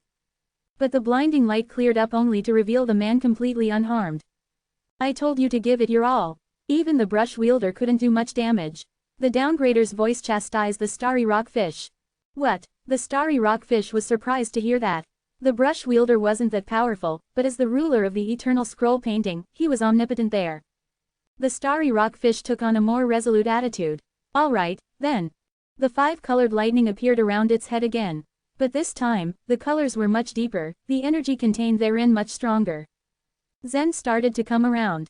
Even in a state of unconsciousness, he had still felt that powerful jolt of force. Fortunately, his body had been strong enough to withstand it. The core of Heavenly Obsession Civilization was now working on overdrive to assess his surroundings. Zen saw a colorful rockfish floating in the sky. He felt like he had seen it before. "It's the starry rockfish." The starry rockfish had not been hostile to him the first time he had met it in the Soul City, so Zen figured the downgrader probably had something to do with why the creature was attacking him now. As the starry rockfish was charging up for a second strike, Zen staggered back to his feet. Were it not for the core of Heavenly Obsession Civilization, Zen probably wouldn't be able to do this. After all, it took Zia many chaotic eras before he succeeded at this. Zen's mind raced as he thought of ways to be able to deflect the looming attack even in his disoriented condition. The deep-colored lightning bolts were now heading for Zen. "Just die already," the starry rockfish said. Before the lightning could hit Zen, however, thin metal strands sprouted all over his body, forming a cage around him. The metal strands deflected the lightning bolts and sent them crackling throughout the eternal divine courtyard instead. Zen was once again left unharmed. What was that? The starry rockfish was stunned. No one had ever dodged its lightning strikes like that before. If that doesn't work, let's try the magnetic light extreme form, then. The starry rockfish flicked its tail. Two thin rays of light spiraled towards Zen. The magnetic light extreme form was not organic to the starry rockfish. It actually came from the downgrader's theurgy and the power of the deep space. The core of heavenly obsession civilization had been accurate thus far in its analyses of this situation. That was why when Zen saw the light rays, his first reaction was to run. But he was still unsteady on his feet. His first steps forward were clumsy, making him an easy target. One of the light rays pierced through his arm, the other through his foot. The body parts that the light rays hit were quickly turned into pure energy and absorbed. It made quick work of Zen. In a flash, he had lost a hand and a foot. The light rays now rapidly began to spread from Zen's limbs to his torso. "Father!" Jeffrey cried out in panic, completely forgetting he was supposed to be in hiding. Zen's entire body would soon be turned into pure energy at this rate. Chapter 3851, Sacrifice. Zen couldn't hear Jeffrey's shout. All his senses within the main world relied on the core of the heavenly obsession civilization. But this core hadn't absorbed this sound, which was why Zen couldn't hear it. Two thin rays of light began to magnetize his shoulders and the other leg, the magnetized energy being quickly absorbed by them. It felt to him as if he had been bitten by an invisible monster that would soon gobble him up in a few bites. Jeffrey's shout exposed he and Zia's position. The starry rockfish noticed the two people on the chain of time lock. Its huge eyes emitted a ray of blue light that formed a space wall in front of these two people. "Break it!" Jeffrey roared. His physical strength had recovered a little, but he was largely in a state of exhaustion. However, he still managed to use all his strength to hit the space wall. Bang! The power of this punch only caused the space wall to shake slightly. All power had left him. Crack, crack, crack, crack. Zia, staying behind Jeffrey, pulled out the god-lashing whip and attacked the wall with all his strength. The shadows of the golden whip were like raindrops that came crashing down, but the space wall did not budge one bit. The wall was tougher than they had anticipated. After a series of futile attacks, Zia grabbed Jeffrey, intending to jump over the space wall. But the moment he dragged Jeffrey towards the edge, the light in the eyes of the starry rockfish began to flicker, more and more space walls appearing. The space walls closed up, forming a closed space that blocked them. Helpless in the face of this blockade, Zia had no choice but to bring Jeffrey back to the chain. "Father!" Jeffrey continued to shout through the transparent space wall. His heart broke as he watched Zen's body slowly turn into pure energy.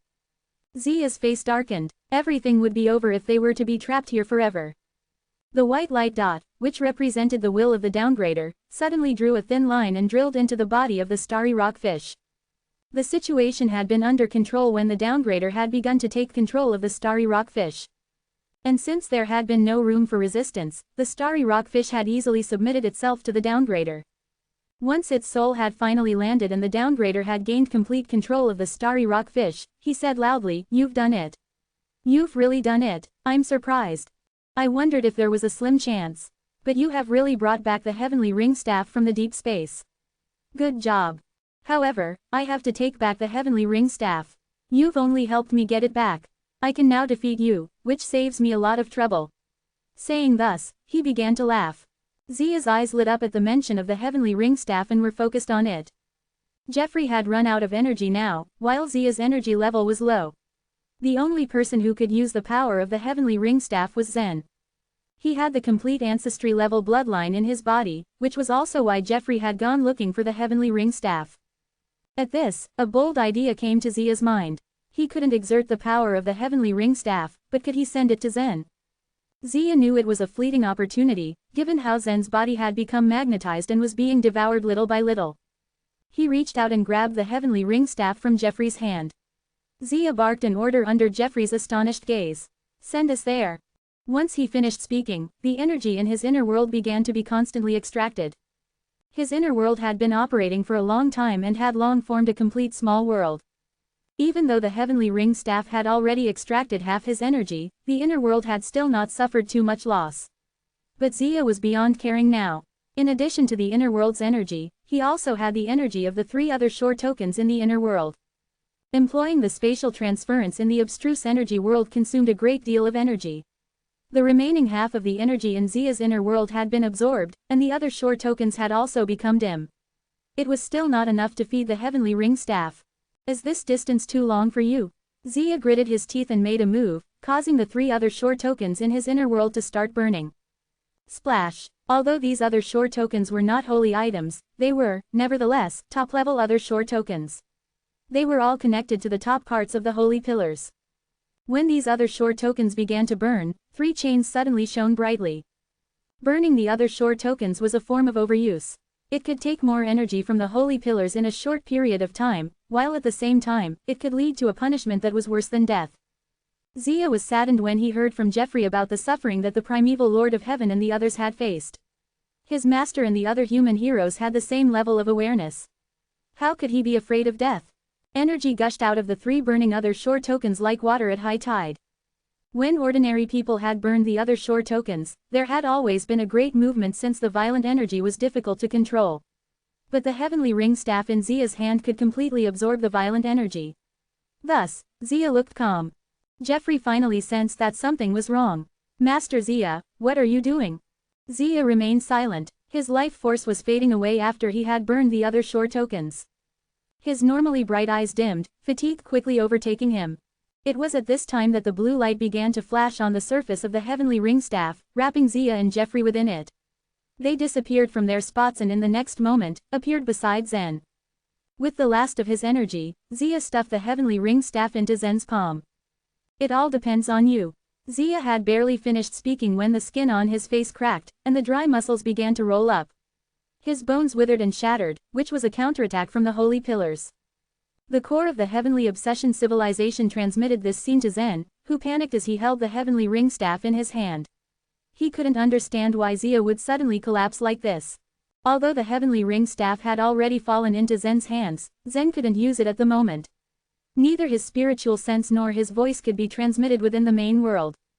Seeing his father stunned as he was, Jeffrey, without caring about the consequences, rushed up and grabbed the heavenly ring staff before shouting, "No matter what method you use, please protect us. You can absorb as much energy as you want in my father's body." He didn't know if it would work. After all, the heavenly ring staff would only listen to the holder's orders. Jeffrey began to worry when the heavenly ring staff began to frantically absorb Zen's energy at an astonishing speed. With such a high speed of absorption, an ordinary Eternal Realm warrior wouldn't be able to hold on even for about 2 seconds. Fortunately, the ancestry-level bloodline that Zen possessed provided him with an endless energy. After the heavenly ring staff had absorbed enough energy, a halo flashed on top of the staff, within which countless hexagons were released, enveloping Zen and Jeffrey. As the hexagonal enchanted barriers spread out, they also cut off the thin light rays of the starry rockfish. The downgrader, who had already controlled the starry rockfish's body and was speaking slowly, hadn't expected Zia to hand the heavenly ring staff to Zen in such a short time. He didn't know what had happened until the enchanted barriers had unfurled completely. Chapter 3852, Counterattack. As soon as the thin streaks of light released from the magnetic light extreme form were cut off, the magnetic energy immediately stopped. The ancestry-level bloodline began continuously transferring the energy from the life quadrant. This was done to compensate for Zen's incomplete body. Unfortunately, the newly regrown flesh and bones were not as good as before. Nevertheless, Zen had to make do with it for now. Even though his body had somewhat recovered, everything was still a blur to him. He did not quite understand what just happened. The heavenly obsession civilization's core was able to help Zen decipher Sanskrit words. It even helped him decipher the scenes from the main world. However, he was still unable to understand everything clearly. Jeffrey saw that his father was still in a daze. Because of that, he gave another order to the heavenly ring staff, help him with the soul reincarnation. Do as we did before. Extract the energy from him. With that, Zen heard a swishing sound. After Jeffrey gave his command, the heavenly ring staff carried out the order surprisingly fast. Soon after, Zen saw the heavenly ring staff flash before Jeffrey pointed to his head. At this moment, he was still utterly befuddled. In just a split second, he felt an intense pain that almost shattered his soul. The pain one would feel from the soul reincarnation was truly indescribable. In simple terms, it was like breaking and reorganizing the original soul. It was an excruciatingly painful kind of suffering. It was already a miracle that Elder Shui was able to reach that high in the levitation tower. When the pain finally stopped, Zen slowly opened his eyes. He couldn't believe what he was seeing. The scenes that were flashing before his eyes earlier were no longer presented by the core of the heavenly obsession civilization. All at once, everything became clear to him. At that moment, he heard Jeffrey's voice. "Father, are you all right? How do you feel?" Jeffrey was thoroughly relieved that his father finally came to his senses. What happened to me?" Zen stared at his hands in shock. This was quite unbelievable. "You have undergone the soul reincarnation. So now, you can move freely in the abstruse energy world." Jeffrey looked at him and smiled. "Wait, what happened to Master Zia just now? He was just right here a moment ago." Zen looked around because this scenery felt unreal to him. He had no idea what exactly just happened. He wondered why Zia suddenly disappeared from their midst. The heavenly ring staff requires a massive amount of energy to absorb. Unfortunately, Master Zia didn't have enough. He might have just burned his other shore tokens, Jeffrey responded with a sad look on his eyes. Not once had he ever stepped foot on the other shore. Yet, he still knew a lot about the other shore tokens. It was fairly obvious to him that Zia had been punished by burning the other shore tokens. He burned his other shore tokens. The powerful warriors at the other shore realm regarded this method as their last resort. Zen didn't expect that Zia would be so stubborn. He was still in a state of shock when a blinding flash of light suddenly illuminated the entire sky. The starry rockfish was floating above. At once, the spiral lights began gathering in its open mouth. All of a sudden, the starry rockfish shouted, "Magnetic light extreme form. Magnetic energy impact." They heard strange buzzing sounds around them. The spiral lights whirled rapidly in circles down from the air. All at once, they began to attack the hexagonal enchanted barrier above Zen and Jeffrey. Clang, clang, clang, the spiral lights bombarded the barrier one after another. The sound of the spiral lights crashing onto the enchanted barrier was like a woodpecker eagerly picking away at a tree trunk. The magnetic energy's destructive force was truly astonishing. By now, the surface of the enchanted barrier had been dented by this barrage of attacks. Little by little, cracks began to form. Fortunately, the heavenly ring staff was under Zen's control. The ancestry-level bloodline was continuously replenishing its energy. The dented and broken enchanted barrier was quickly restored to its original state. There was no amount of outside energy that could break it. The polygon extreme form is indeed one of the most powerful defensive methods. However, the magnetic light extreme form will be enough to restrain you. Let me see how much longer you can hold out. The starry rockfish taunted them and increased its attacks. Buzz, buzz, buzz. Once again they heard a strange buzzing sound. The downgrader had immensely amplified the starry rockfish's power. At that point, the spiral lights became denser. Their collision with the polygonal enchanted barrier, also known as the polygon extreme form, had a strong impact. He knew that Zen had the ancestry-level bloodline and almost endless supply of energy. Nonetheless, he wanted to break the enchanted barrier with the help of the magnetic light extreme form. Moreover, he wanted to kill Zen and Jeffrey within the enchanted barrier. Clang, clang, clang. Once more, the barrier was bombarded with the spiral lights. The enchanted barrier endured more pressure. It was a good thing that the ancestry-level bloodline worked exceptionally well with the heavenly ring staff.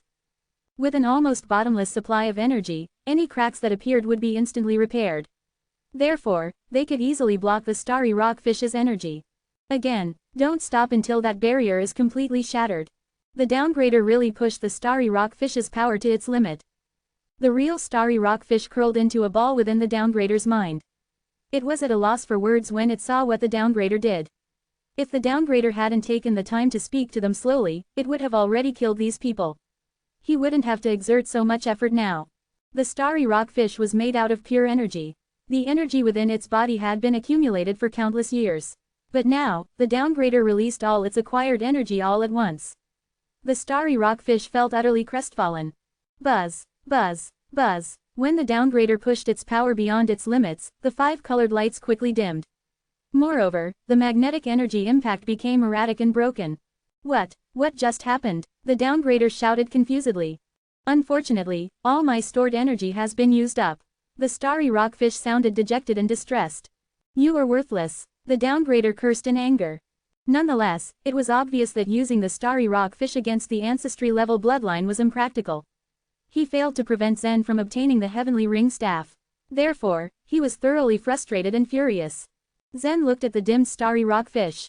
With that, the corners of his mouth curled upwards. Well, then, it's time for our counterattack. He raised the heavenly ring staff and made a gesture.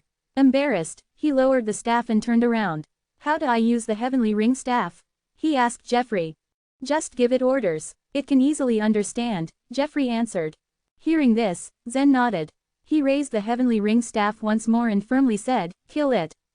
Suddenly, they heard a loud swishing sound. The heavenly ring staff began to absorb a massive amount of energy. It was just like that particular sword. The stronger its bearer was, the more power it could unleash. Meanwhile, the ancestry-level bloodline could supply it with boundless energy. Therefore, the heavenly ring staff was allowed to display its maximum power. Sizzle, sizzle, sizzle, the heavenly ring staff released a flash of light. In an instant, dark red cones gathered above Zen's head. As soon as these cones appeared, they immediately soared towards the starry rockfish. Whoosh, whoosh, whoosh, the cones were flying at a breakneck speed. They could easily reach their target. The starry rockfish noticed that the situation was not favorable. Thus, its soul regained control of its body immediately. With a wave of its tail, it turned around and decided to flee. The downgrader didn't stop it. After all, it was entirely his fault that they got into this pinch. However, it was far too late for the starry rockfish to escape. Those dark red cones looked a little ordinary. But as a matter of fact, they were created through the pure energy extreme form. Their speed was even faster than that of the starry rockfish.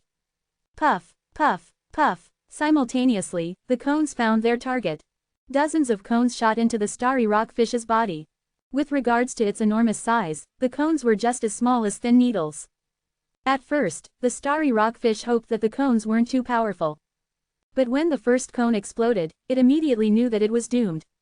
From afar, Jeffrey and Zen watched the starry rockfish. It looked like a ball that expanded dozens of times before it cracked and blossomed into a colorful firework.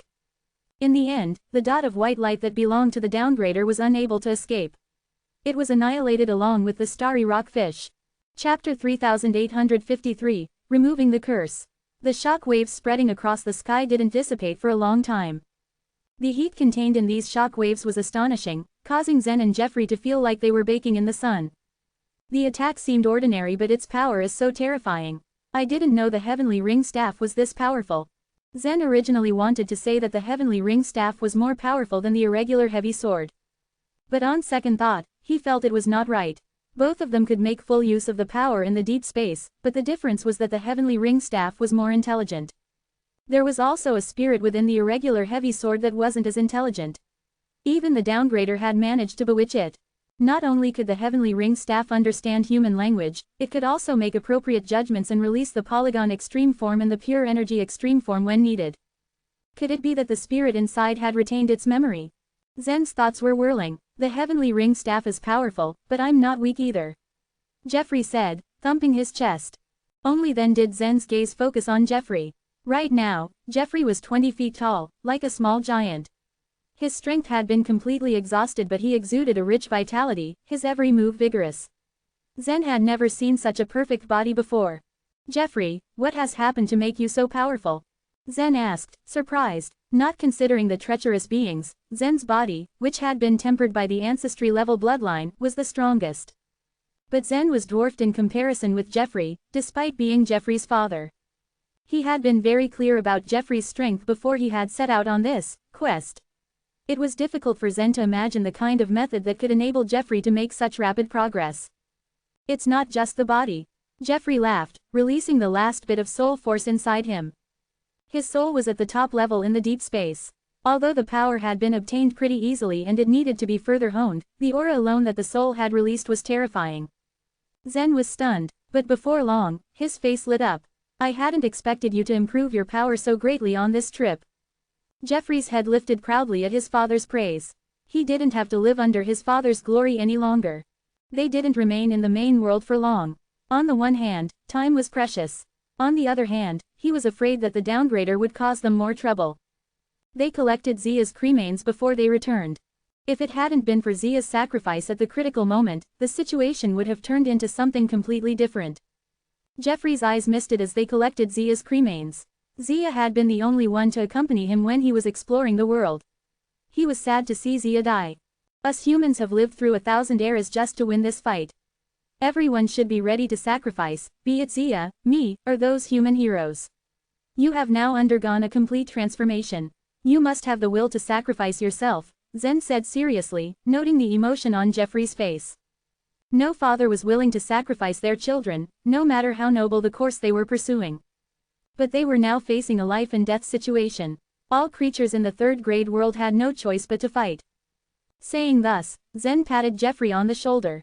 Let's go. Jeffrey collected himself, schooling his features, his young face looking mature. He followed Zen into the door without a word. They then returned to the passageway in the eternal scroll painting. According to the rules of the passage, they would turn into a picture after entering the painting. Before long, Zen and Jeffrey were standing on the eternal scroll painting. Zen looked down to discover a hexagram array set at the door. This was probably arranged by the fox girl. It was the first time that Jeffrey had entered the eternal scroll painting. He looked curiously at the white paper beneath his feet, and then at the empty surroundings. Let's go quickly before something happens, Zen said as a warning. As they passed through the eternal scroll painting, neither the fox girl nor the brush wielder appeared. They arrived at the end of the scroll and pushed the door open, entering it and returning to the passageway that belonged to the Bold Conjecture house. Hilario, Kincaid, Dorothy, and the group of long-haired monsters were all waiting at the entrance to the passageway.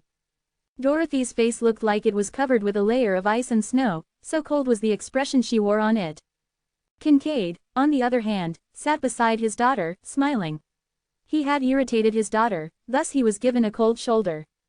It was obvious that Dorothy would never forgive her father if Zen didn't return safely to her. The iron door creaked before it was suddenly pushed open. And then, Zen and Jeffrey emerged from the door. Dorothy, Kincaid, and Hilario shot to their feet. I didn't fail you, Zen said, raising the heavenly ring staff in his hand. To Dorothy, the heavenly ring staff was a piece of wood and she didn't take it seriously. She merely threw herself into Zen's arms. Jeffrey stepped out of the door, shrugging helplessly at the scene unfolding before him. Kincaid, Hilario, and the other long-haired monsters stared at the heavenly ring staff in excitement. They hoped that this staff could remove the curse that had been cast on them. Zen obviously noticed their expressions. He slowly broke apart from Dorothy but didn't let her go as he said to the heavenly ring staff, remove the curse on them. With a deafening buzz, the heavenly ring staff absorbed the energy of the ancestry-level bloodline. To Zen's surprise, it needed a lot of energy to remove the curse. Dark green dots of light floated in the passageway one after another. The hair on the bodies of these people and their figures began to change, their hands slowly shortening and their appearance returning to that of ordinary humans. Ah! Dorothy screamed and turned around, covering her eyes. The clothes of these human spirits had decayed a long time ago, and their hair had covered their bodies over these past years. But now that the curse had been lifted, they were all stark naked. Zen was also embarrassed. He immediately activated the Truth of Three energy construction and created some clothes for them.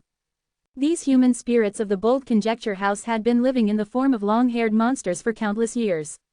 Now that they had been restored to the human spirits, they played around, touched their own faces, and poked others' buttocks, as excited as children. The passageway was filled with laughter and noise. Kincaid understood their feelings and did not stop them. Jeffrey, on the other hand, was staring at Dorothy, a puzzled expression in his eyes.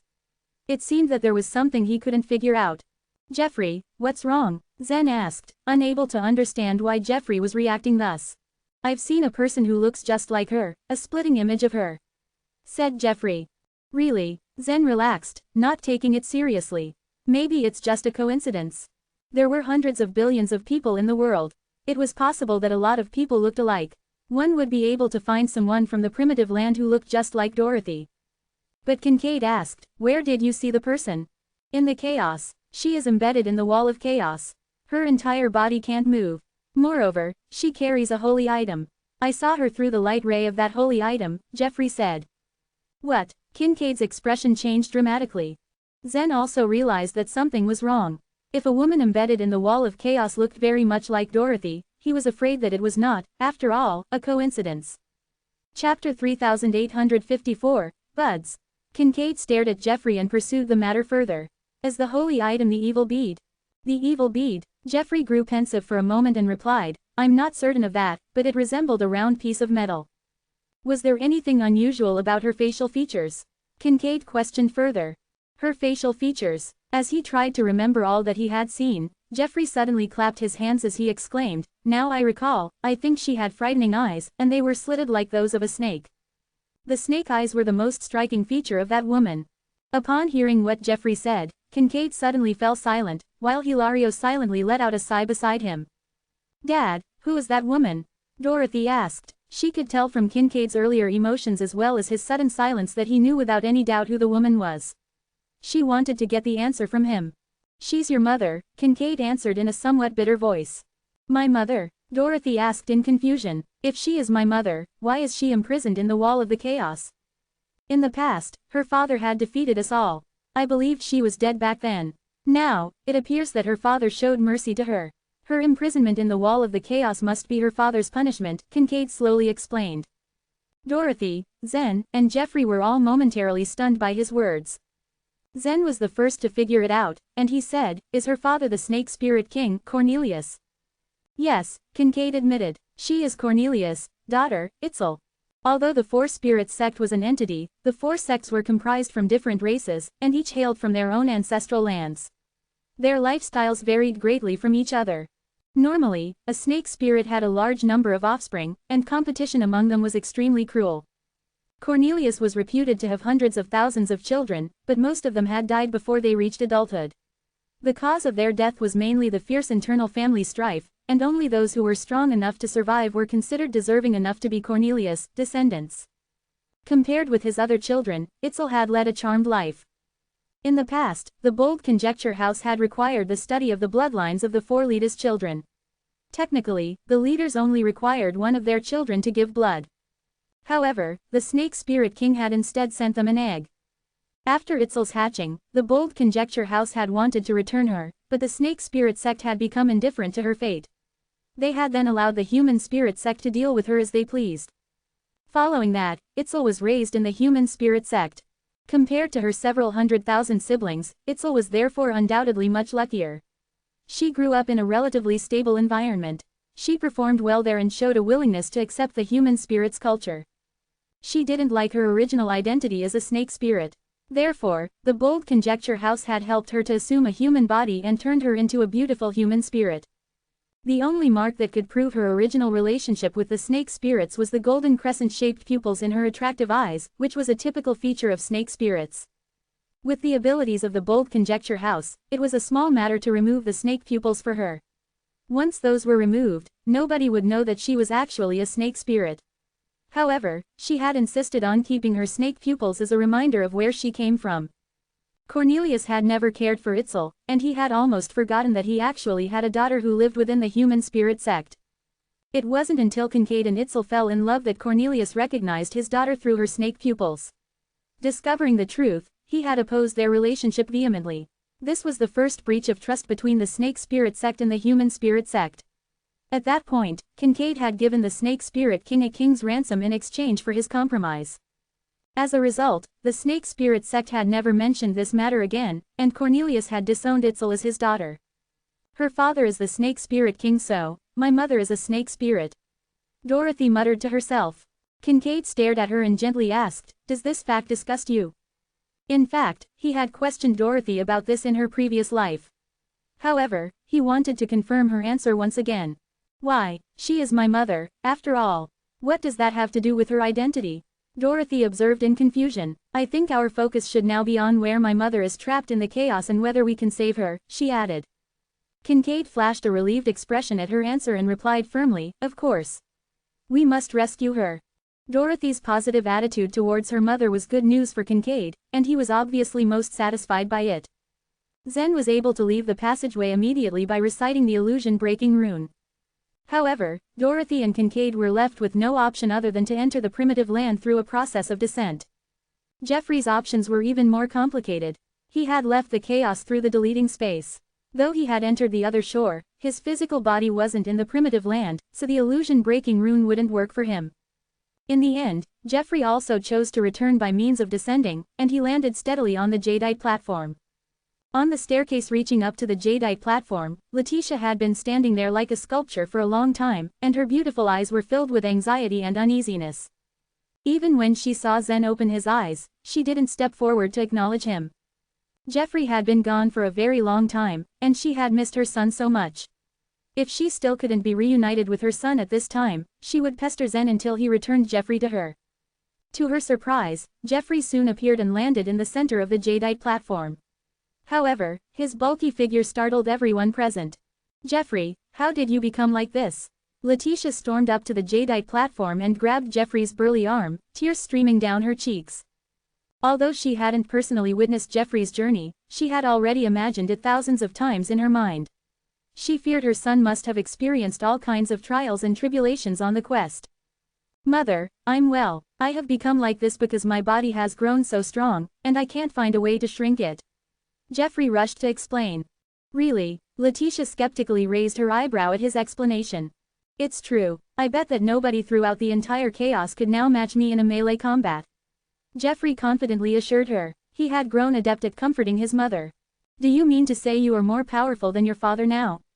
Given Letitia's current cultivation base, she lacked the ability to determine Jeffrey's real strength, so she turned to look at Zen for confirmation.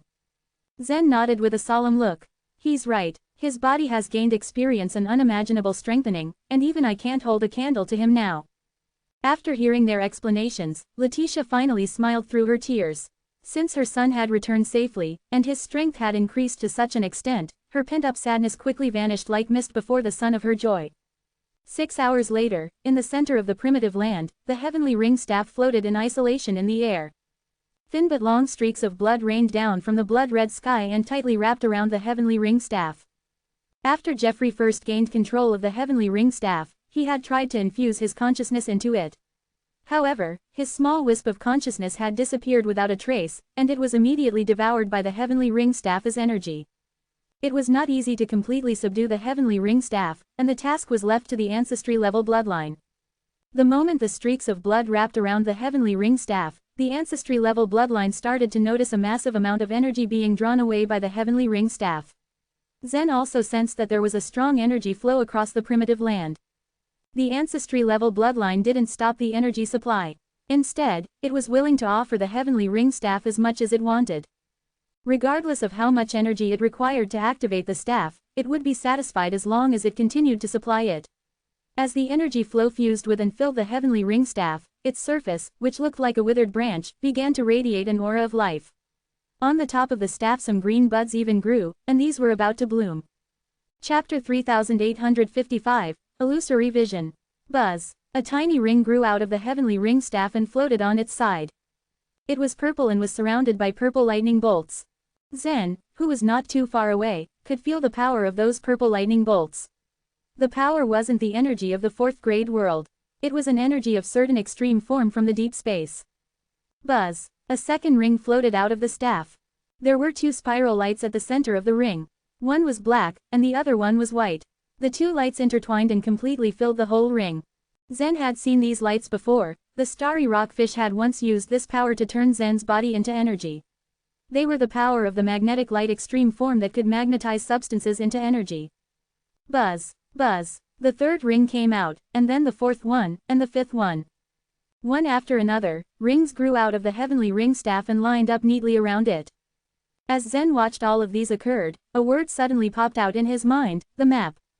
There were 373 types of abilities of the ancestry-level bloodline in the Eternal Divine Courtyard, and there was also a map that marked the types. The function of these rings should be similar to that of the map. Ancestry-level bloodline, is the heavenly ring staff displaying its abilities? Zen asked.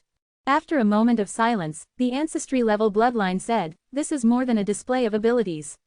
As the staff shows its abilities, it's also directly merging into your primitive land. Once the merging process is completed, these abilities can be used by you just the same way you can use my abilities." Zen raised his eyebrows. Although obtaining the heavenly ring staff meant he gained control of the power in the deep space, he never expected the process to be so smooth. He continued, "In that case, I should have 140 types of abilities later." "Yes," the ancestry-level bloodline replied in a depressed tone. The reaction of the ancestry-level bloodline baffled Zen. "What's wrong with you? I'm searching for my memories, said the ancestry-level bloodline. When the deep space was downgraded, the ancestry-level bloodline lost a portion of its extremely important memories, causing it to forget its original identity. It had been placing its hopes on the heavenly ring staff because it thought that a portion of its lost memories very likely resided within the staff. Nevertheless, as the abilities of the heavenly ring staff came out one after another, it still hadn't found any signs of its lost memories. Don't worry, maybe your memory is hidden deep inside it. Let's wait and see, Zen comforted, though he knew the possibility was slim. Buzz, buzz, buzz. Many rings representing various types of abilities appeared and lined up around the staff. 137, 138, 139, 140. All the abilities the heavenly ring staff had were presented before Zen and the ancestry-level bloodline. Zen's gaze never strayed away from the staff. This staff most likely housed a spirit that had gained wisdom, so he was wondering, would it appear? At this moment, the green color on the surface of the heavenly ring staff was fading away at a rapid speed. Along with the fading of the green color on its surface, the heavenly ring staff began to dry up, transforming back into a withered branch. Before long, it quickly started to rot. Crack! A thick crack suddenly broke open on it, and a palm-sized crystal appeared from within. This crystal, Zen released his spiritual sense to examine the crystal. However, the moment his spiritual sense touched the crystal, it disappeared without a trace. The crystal seemed to be conscious and on guard. It simply didn't allow Zen to see through it. Swish, swish, swish. Long, thin, blood-red lines suddenly appeared, spread over the crystal, and completely shrouded it in a matter of seconds.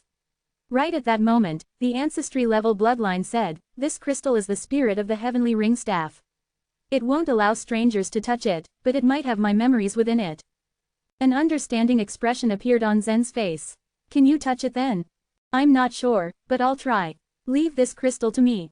I'll deal with it," said the ancestry-level bloodline. "Of course, go ahead," said Zen. The ancestry-level bloodline and the heavenly ring staff had the same origins. They belonged to each other, so it actually didn't need to ask for Zen's consent at all. Whoosh! All of a sudden, the crystal soared to the sky. Zen's gaze fell on the rings representing energies of various extreme forms. These energy rings were the capital he needed to fight against the downgrader, so he needed to master the use of every extreme form. 5 days later, Zen was standing under each energy ring. In total, there were 140 Zens standing under those 140 energy rings. Soul extreme form, Zen's voice echoed in the primitive land. One of those Zens slowly floated up, heading towards the energy ring above his head. That particular ring was light brown in color, and there was a thin layer of mist whirling at its center. Disperse. When that Zen opened his eyes were also covered in a layer of brown mist. Swoosh! A wave of invisible consciousness spread from that Zen. In a few seconds, the wave of consciousness had spread all over the vast space of the primitive land. However, it did not stop at that point. It continued to break through the space barrier and quickly spread around the chaos. Everything the wave of consciousness came into contact with was shown in Zen's mind. This was an exploring type of theurgy in the soul extreme form. In other words, it was equivalent to the spiritual sense in the deep space. However, the spread of consciousness in the soul extreme form was more difficult to be detected than the spread of spiritual sense. Moreover, the consciousness in the soul extreme form could spread at a speed countless times faster and cover an area many times bigger. Soon, this rapidly spreading wave of consciousness had covered the source world.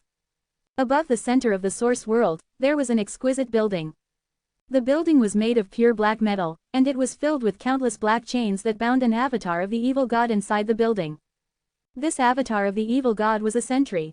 He had a terrifyingly acute perceptivity, and for this reason, he was placed outside the source world to monitor every movement occurring in the chaos. For the current evil god, how to manage his avatars was indeed a headache.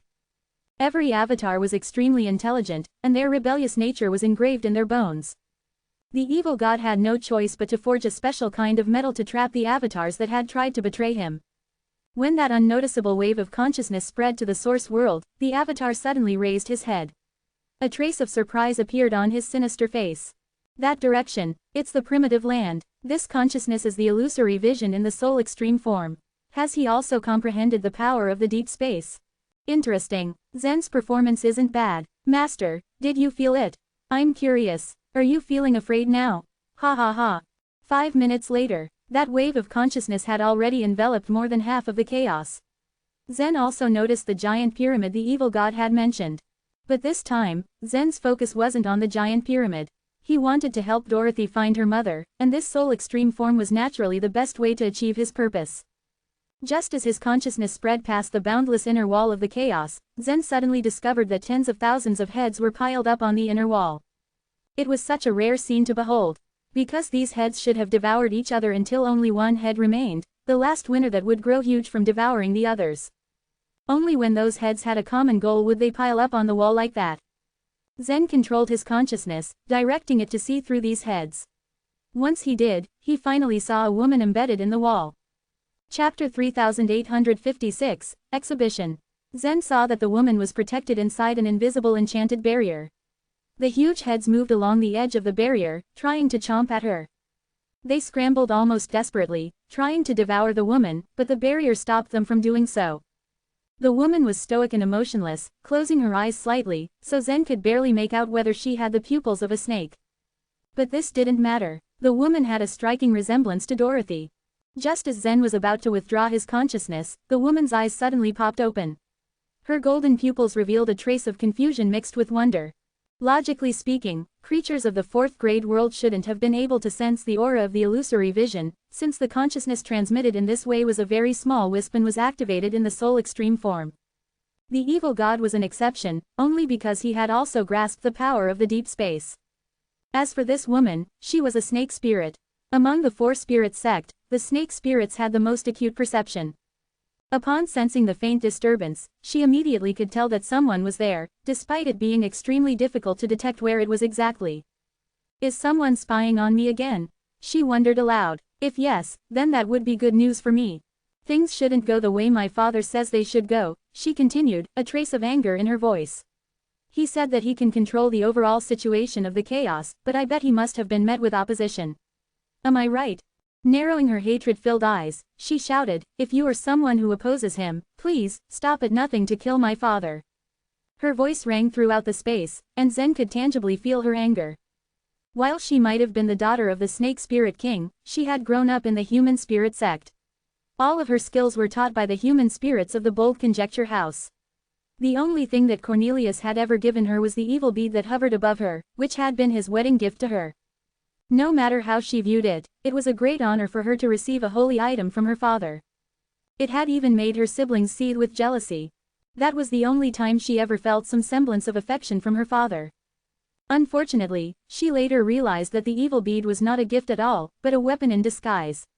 It was hidden within her body, which was all part of Cornelius's grand plan. When the four sects fought fiercely in the chaos, her father had demanded her to fight by his side. She had refused to submit, even if it meant she had to die. From the moment Kincaid was killed, she viewed her father as a horrendous enemy. While she was painfully aware that she personally would never be able to exact her revenge, she still wished she'd lived to see the day her father would regret his actions. Zen felt the strong hatred emanating from her, but he couldn't communicate with her through the illusory vision. The only thing he could do was listen, then silently retract his consciousness. Upon deactivating the soul extreme form, Zen's replica closed his eyes and fell asleep. Simultaneously, on the jadeite platform, Zen slowly opened his eyes. Dorothy, Kincaid, and Hilario had been waiting anxiously by his side. When they saw him wake up, they all gazed at him inquisitively. I found her, said Zen, clearly reading their expressions. Dorothy, Kincaid, and Hilario silently rejoiced at this news. How is Itzel? Is she okay? Kincaid asked, his tone tinged with worry. She looks unharmed, but she bears a strong hatred for the Snake Spirit King, Zen answered. He then recounted what he had just witnessed. When he was finished, Kincaid lowered his gaze and his eyes dimmed. After a while, he finally asked, can we save her? Of course, Zen replied enthusiastically. 2 hours later, the primitive land, which had been moving consistently in the chaos, suddenly changed course and headed straight into the depths of the chaos. Simultaneously, in the source world, the evil god was ordering people to build a new palace. What they had built so far resembled a huge, black pyramid. It was somewhat bleak in appearance, there seemed to be nothing special about it. When the palace was finally completed, his will suddenly reverberated throughout the entire source world, like a pulse in the earth. He invited all the powerful warriors in the source world to come to visit him in his newly built palace. More than 200 warriors in total showed up, including many Holy Soul Realm warriors, Eternal Realm warriors, the Grand Master of Heaven, and even Duran. Crack! With a loud noise, the gates of the palace slowly creaked open. Then, a complex aura of energy streamed forth from the gates. When the Holy Soul Realm warriors and Eternal Realm warriors felt this aura, their gazes were drawn towards the palace interior. There, they saw that the ceiling of the hall was inlaid with countless triangular crystals, each of which containing the energy of a specific godly way. The 3,000 godly ways. What's the point of extracting the energy of the 3,000 godly ways? What is he planning to do? The Holy Soul Realm warriors and Eternal Realm warriors eyed the ceiling warily, all confused as to what was going on. If they had been given enough time, it wouldn't have taken much effort for them to grasp all 3,000 godly ways. In the source world, the power of the other shore tokens was regarded as superior, while the godly ways were usually cast to the side. The Grand Master of Heaven and Duran remained silent. By then, they had already guessed what the evil god was up to. Everyone, please go upstairs from the staircase behind the hall, the evil god's voice boomed, echoing throughout the hall. Duran and the Grand Master of Heaven led the way, and all the other warriors followed behind them. Upon climbing the stairs, they found the evil god standing in the center of the hall on the second floor. However, no one stared at him too long. What really drew their attention was what was on the ceiling. Countless diamond-shaped crystals were embedded on the ceiling, with different kinds of energy flowing within them. Everyone was familiar with this aura. They were the bloodline powers. Oh my god, there are so many bloodline powers. 1, 2, 3. They are 373 in total. Are these all the bloodline powers in the world? Holy Soul Realm warriors never had the chance to even encounter the bloodline powers. Even Eternal Realm warriors could, at most, get a root-level bloodline in the Eternal Scroll painting. Their powers paled in comparison to the ones embedded in the ceiling. Chaos suddenly broke loose among the warriors. It was as though a group of beggars encountered a cave filled with gold and silver treasures. Everyone eyed the crystals greedily, and a somewhat stiff tension filled the atmosphere. It was only Duran and the Grand Master of Heaven who remained calm amidst the chaos, as they had already predicted this. However, internally they were both shocked to see the complete bloodline powers neatly arranged on the ceiling. You can each select a specific bloodline power. The evil god smiled. I'll give them to you as a gift. His words were music to their ears. Ever since the evil god assumed control over the source world, the warriors of different races had been dissatisfied with his rule. However, they wouldn't have stood a chance if they dared oppose him, so they had only grumbled under their breaths. Now that the evil god was so generous with the bloodline powers, the dissatisfaction in their minds instantly disappeared. Before these Holy Soul Realm warriors and Eternal Realm warriors could express their gratitude, the evil god turned to the Grand Master of Heaven and Duran. Please follow me to the third floor. Duran and the Grand Master of Heaven exchanged surprised looks. At that moment, they both had guessed what was going on. Without saying a word, they followed the evil god upstairs and entered a hall on the third floor. This time, the ceiling was embedded with countless rings. However, these rings were empty, no energy flowed within them. At a glance, Duran's sharp eyes had counted the number of rings. There were 140 in total. Just as he'd finished counting, the evil god raised his head slowly. Sizzle, sizzle, sizzle. One after another, the rings lit up, until the ceiling was covered in glowing rings. To their surprise, all kinds of extreme form energy now streamed within the rings. The Grand Master of Heaven's mouth hung open in shock as he sensed the extreme form energies in the rings. This, he stuttered. Are these all the kinds of energy from the deep space? Because the two of them had witnessed the evil god's restoration of the extreme form energy from the deep space, they knew what to expect. While they had already mentally prepared themselves for this scene, they were still unable to conceal their excitement at the sight of so many kinds of extreme form energy. I can teach you how to grasp any kind of extreme form energy. However, the evil god suddenly frowned. The consumption of power when you use the extreme form energy is significant. Even I can't use them for long. Chapter 3857, Make a Move. All materials were made of energy, and all energy formed materials. The third grade world, the lower extreme world, was made up of 3,000 kinds of godly way energy. Water, fire, wind, grass, wood, stone, and sand were all formed from the most basic godly way energy. The energy of the evil god's inner world was in abundant supply. Meanwhile, all the materials in the fourth grade world, the grand lower world, were formed by blood power. The fusion of blood power was actually a type of transformation. Once the Eternal Realm warrior inherited the blood power, they could just rely on their own blood supply from then on. The evil god had not undergone this transformation. He was not an Eternal Realm master, and thus, still tapped onto the energy of the source world. It had always proven sufficient for his needs, anyway. The current source world was so vast and huge that the energy it contained had been enough for the evil god's use so far. However, the consumption of extreme form energy in the deep space was a different matter entirely. He wouldn't dare waste energy coming from the source world at will, and he lit up 140 kinds of extreme form energy only when showing that to the Grand Master of Heaven and Duran. You see, if we can master the extreme form energy, we can improve our strength without limit. I'm willing to cultivate it, said Duran. The Grand Master of Heaven nodded.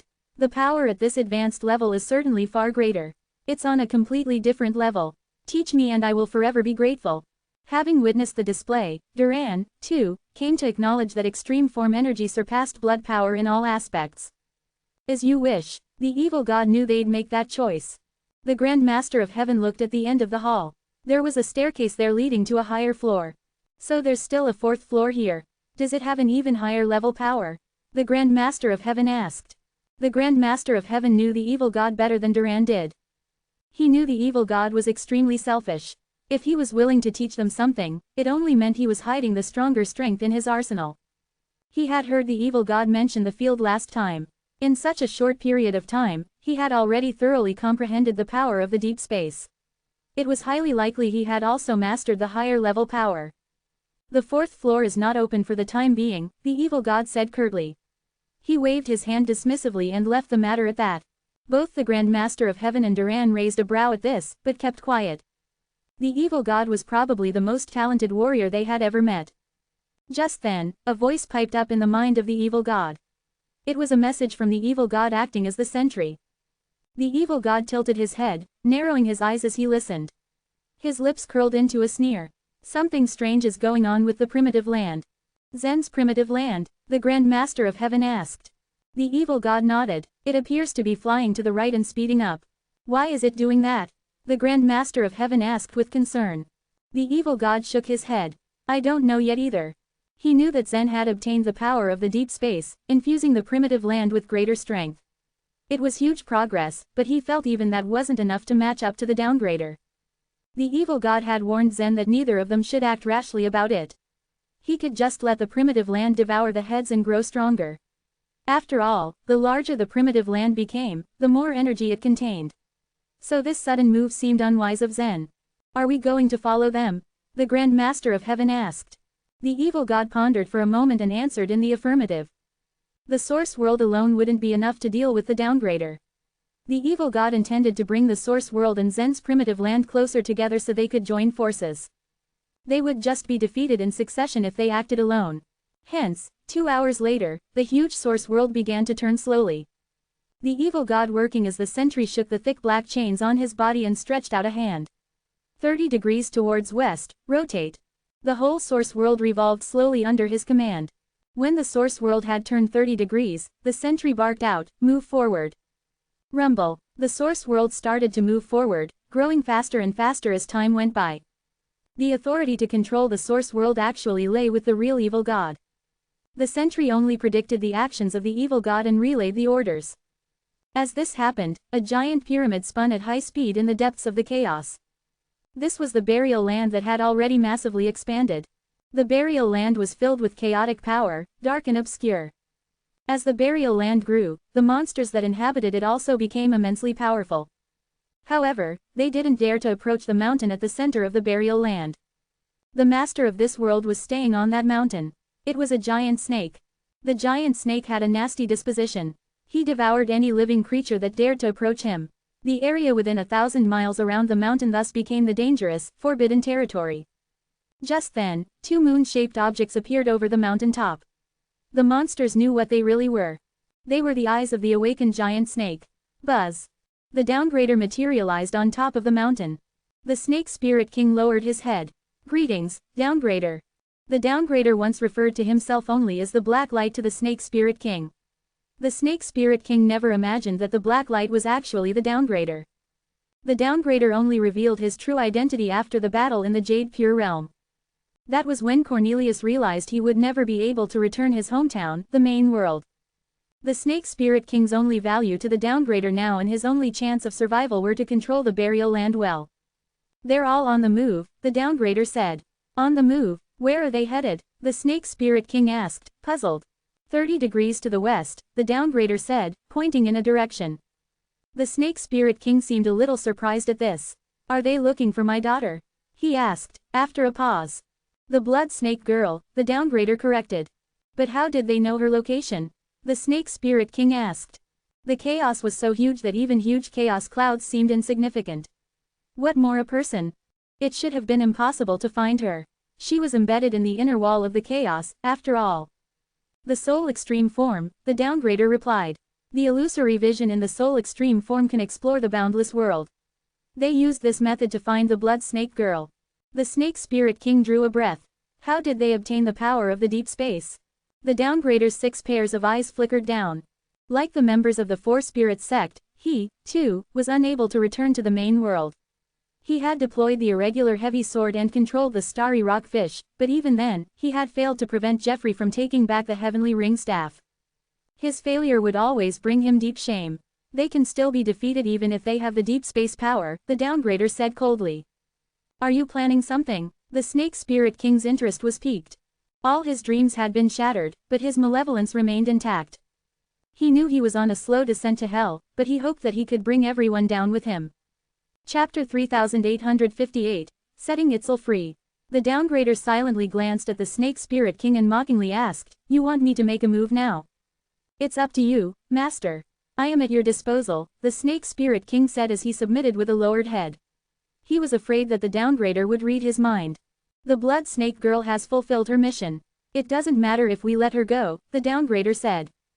The Snake Spirit King felt a flash of disappointment because he didn't want to see his daughter being freed. The end of the chaos is about to arrive, and she possesses the power to destroy the source world. We can't let her fall into the hands of other people. After pondering for a moment, the downgrader continued, We are going to follow them. Yes, sir, the Snake Spirit King replied with an ingratiating nod. The burial land, which had spun at high speed, stopped, and its side emitted a bright radiance. It changed its path and flew into the depths of the chaos. In the empty chaos, 2 giant objects were advancing at high speed. When he had finished a fifth of his trip in the chaos, Zen activated the soul extreme form once again. Since the illusory vision expanded over a vast area, Zen immediately discovered that the source world was chasing after him from behind. I didn't expect it to pursue me. Zen murmured to himself as he furrowed his eyebrows. Zen frowned slightly and felt relieved as a new thought occurred to him. The evil god considers the downgrader his biggest threat, not me. He follows closely behind me simply because he fears that the downgrader will make a move against him. Hence, the evil god's actions didn't unnerve Zen at all. However, as the illusory vision continued to advance, he frowned deeply for he realized that the burial land was also tailing after him. This was definitely not welcome news. Although he had already got the heavenly ring staff, he was not sure that he could prevail over the downgrader. He knew that undoubtedly the most important thing was to be proficient in harnessing the extreme form energies. But there were 140 different kinds of extreme form energy waiting for him to master. Plus, he had to learn several thirties of each extreme form energy.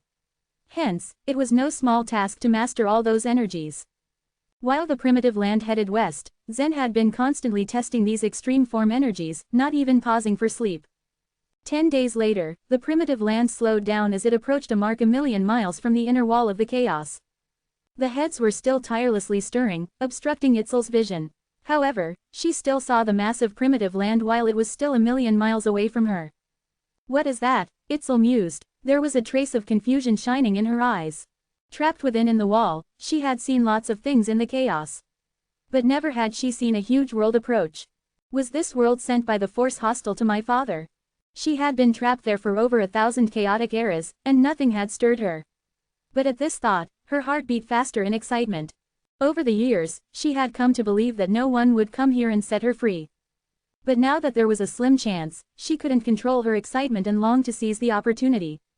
The massive land drew closer and closer, finally stopping in its tracks when it was 100,000 miles away from her.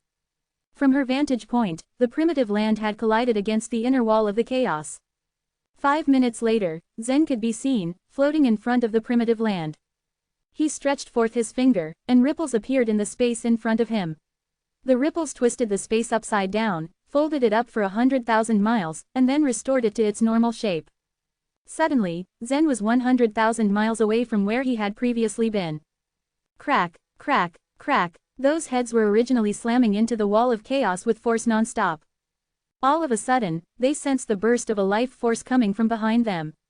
For these heads, who only fed on creatures, Zen was their favorite type of food.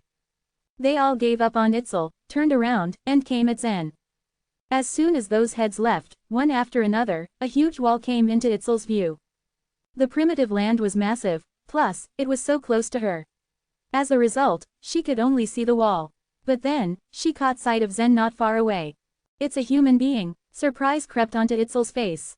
She had imagined that all sorts of powerful and unique creatures would spill out of the primitive land. But it never occurred to her that what appeared would be a human. Watch out, those heads feed on all life force, Itzel warned as she saw that the heads were trying to bite Zen. But the next moment, she saw that Zen had transformed into countless shadows.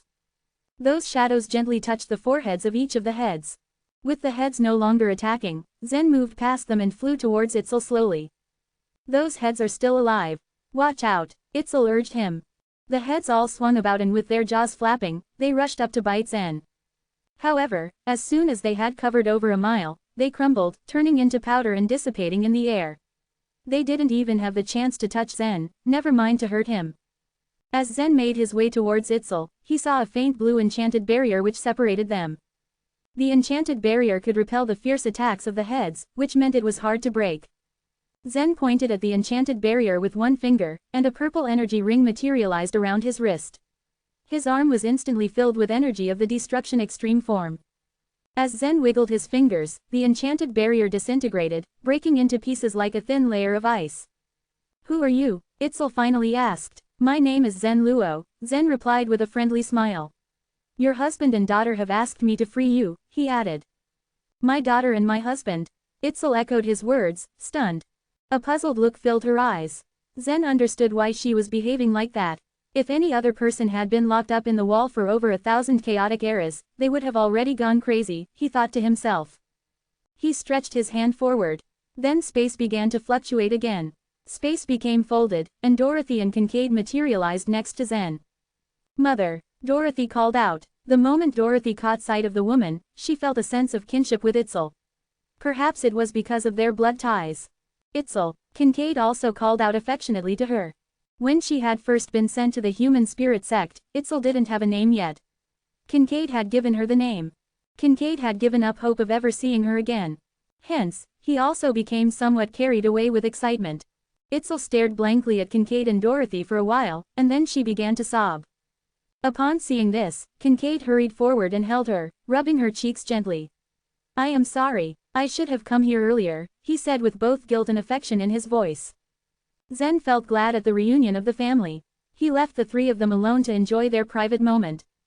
An hour later, Kincaid gestured at Zen to come join them. Zen approached them, and the hesitance in Itzel's eyes was gone as she looked at him.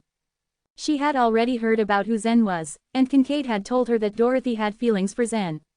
If her daughter married him, he would become her son-in-law. The inner wall of the chaos is almost impenetrable.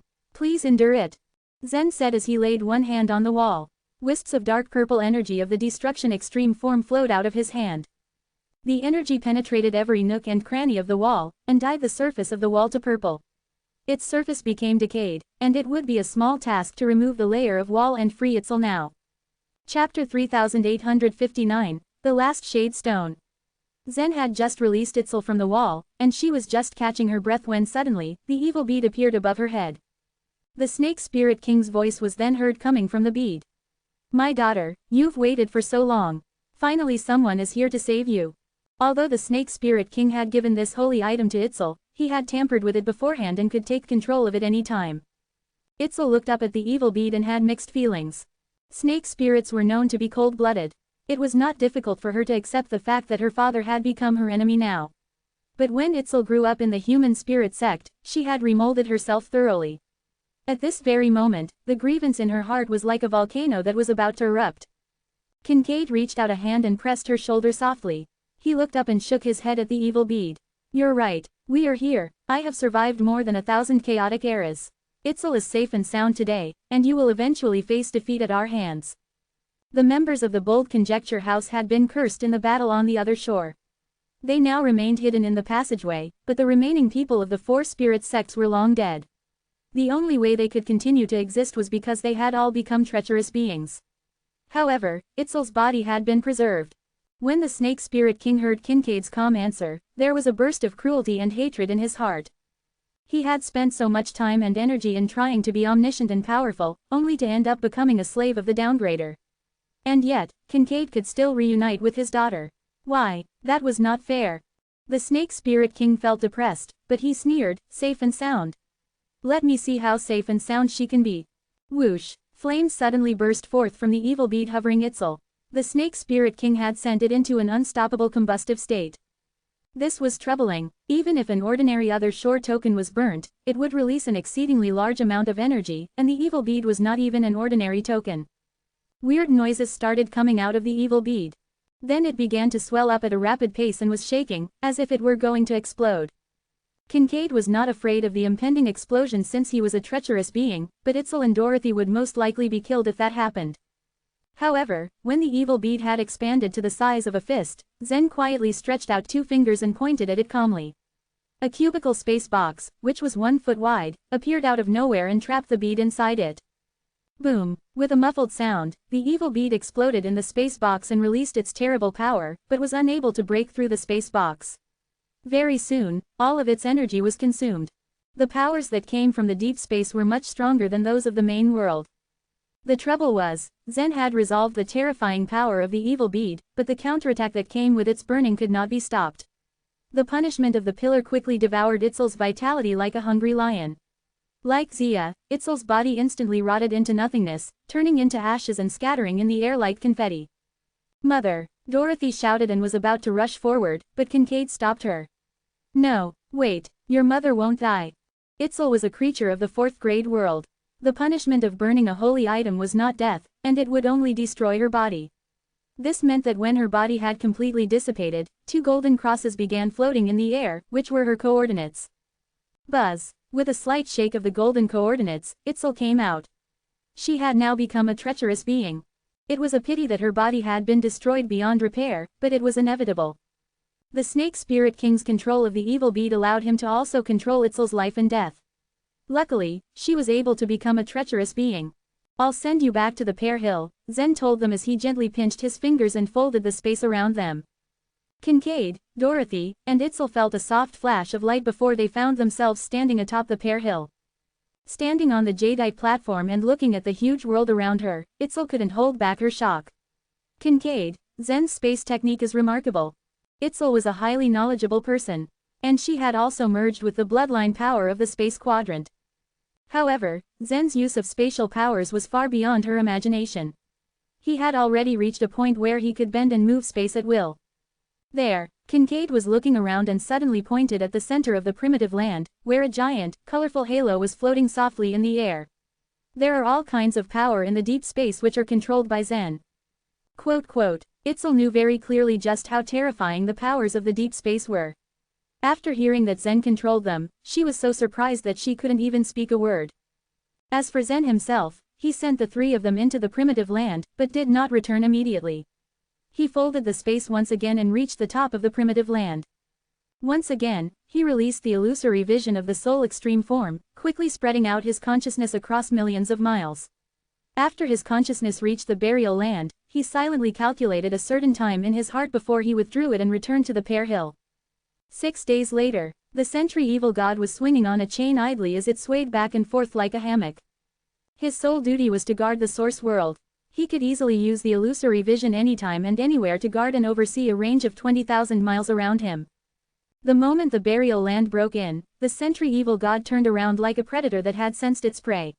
He saw a huge pyramid appear in the depths of the chaos, which was growing larger rapidly. The change in size wasn't physical. It just meant that the pyramid was approaching very fast. Is it going to bump into the source world? The sentry evil god opened his eyes wide. However, instead of shock, there was an inexplicable trace of excitement on his face.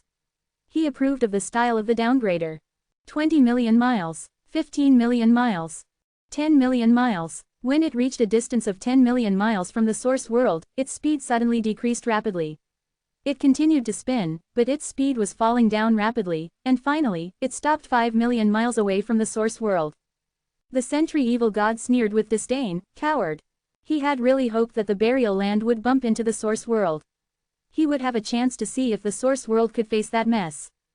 The pyramid stayed hovering 5 million miles away from the source world, neither moving forward nor retreating backwards.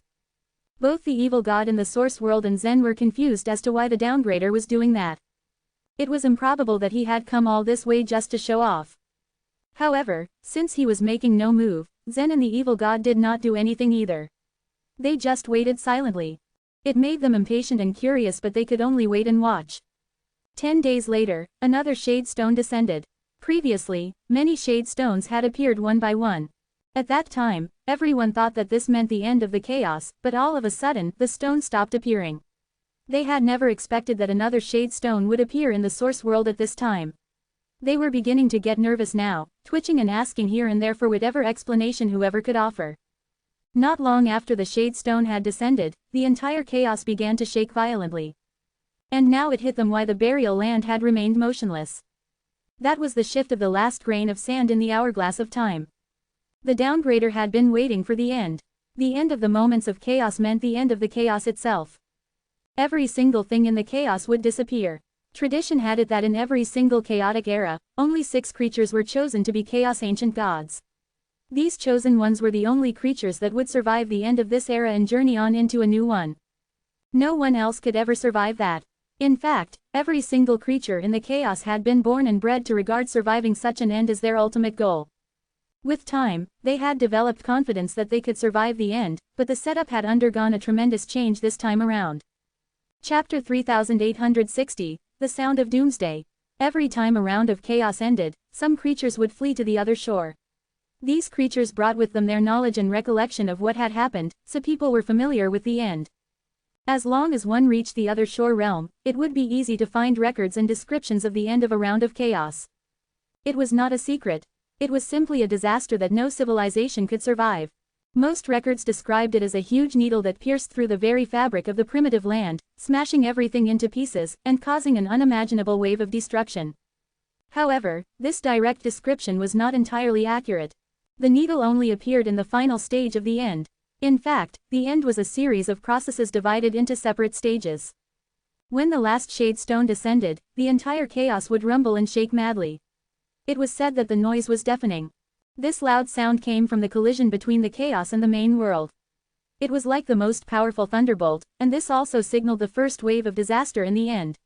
The thunderous sound turned into destructive sound waves, which would spread throughout the entire chaos within 3 days.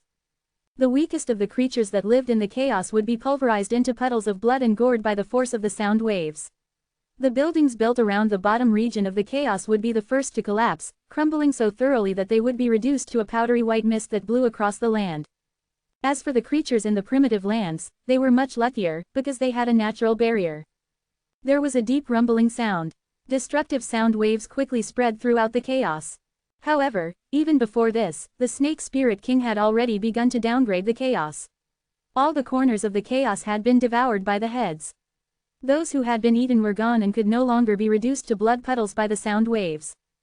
28 hours later, the sound waves spread towards the source world. The sentry evil god saw a slight distortion in the space in the distance. He tilted his head and smoothed his hair, unconcerned.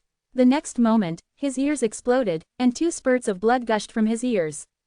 In fact, with his cultivation base, it would have been easy for him to protect himself from the sound waves, but he deliberately chose to experience the impact. Since he had been deafened by the shock, the sentry evil god had to repair his eardrums so that he could hear clearly again. The thick outer wall of the source world offset most of the energy of the sound waves. By the time the sound waves reached the inner parts, their power had been greatly reduced. Even so, the rumbling sounds were still far beyond the ordinary sound of thunder. Everywhere in the source world, the sound waves penetrated. Initially, the creatures in the source world were uncertain as to what had happened. They initially assumed it was some fluke of abnormal weather. Others imagined it was the sound of some extraordinary warrior unleashing powerful thunder.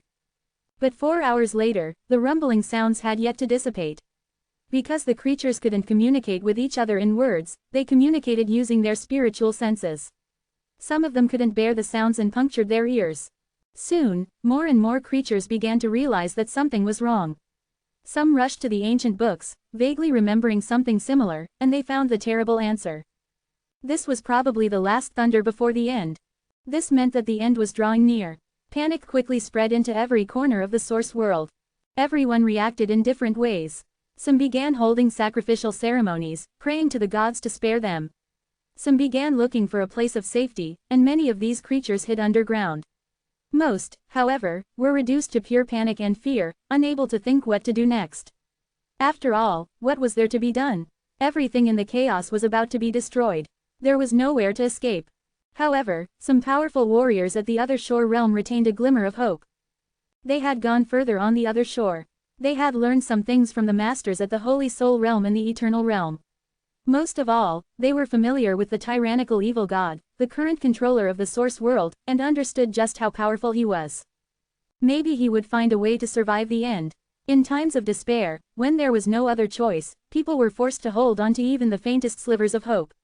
Soon, the wisest and most powerful people in the source world had all turned their eyes towards the evil god, waiting to see what he would do. Zen's primitive land was undergoing the same experience. Within seconds, the primitive land was completely enveloped by incessant sound waves.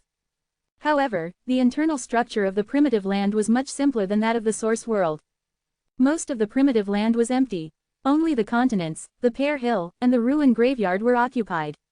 Zen used a kind of extreme form energy to build a huge enchanted barrier to cover these places. The enchanted barrier was unable to completely block the sound waves, but it helped to reduce the sound level significantly. But although the disturbance caused by the sound waves was alleviated, panic inevitably began to spread across the primitive land. Most of the people in the ruined graveyard, the divine land, and the continents were fine. The vast majority of them didn't even know what the end meant, and they continued to live without worry. But all the people in the Pear Hill were from the source world, and some of the elites had learned about the end. They recognized the signs and felt a growing fear that the end was about to come. The snake goddess didn't hide the news. Instead, she announced it to the public. She knew it would cause a panic, but she felt that everyone had the right to know, and to face this moment in the best way they chose. At the top of the divine land, many holy beings gathered together. They had been summoned by Mike and did not yet know what had happened. Mike stood with his hands behind his back and solemnly told them that the end had arrived. This information was news to them. The holy beings had been calm despite the strange, muted rumbling sounds, but now their whole demeanor changed. The current divine land was so peaceful. They had never thought that such a disaster could strike without warning. Like the wise warriors in the source world, they quickly considered their options, and decided to place all their hopes on Zen. Your son could create a world that is so many times larger than the divine land. Can't he deal with the end? Said one of the holy beings. Is there anything in the chaos that Zen can't do? Another said. We believe he will make it. Zen was their only hope, and the holy beings put their faith in his abilities. Of course, Mike knew what they were thinking. He smiled bitterly but did not contradict them. Although he and the holy beings were powerful in the divine land, they didn't even have the right to speak when the end came. Meanwhile, in the fairy palace, Jeffrey stood in the empty courtyard and looked up at the sky. He was highly sensitive, and his perception of energy fluctuations was far stronger than that of ordinary people. It was even stronger than Zen's. Jeffrey, Letitia called at the gate. She gazed at him as he stood with his back towards her. After a moment, Jeffrey turned around, smiling. Mother, it begins. Letitia nodded. She knew what Jeffrey meant. I want to fight. I want to protect this world and you, Jeffrey said. His tone was grim, almost fanatic in his determination. For the first time, Letitia didn't object. Instead, she nodded, her eyes shining. In the ruined graveyard, Rocher sat on a broken giant tombstone. In his hand was the lone sword. He had mastered the methods that Kincaid taught him. He was now capable of unleashing the full power of the lone sword. He had never regarded the survival from the end as his goal. Indeed, before this, he hadn't even known much about it. However, he did not plan to wait passively for the end. He was ready to act at a moment's notice.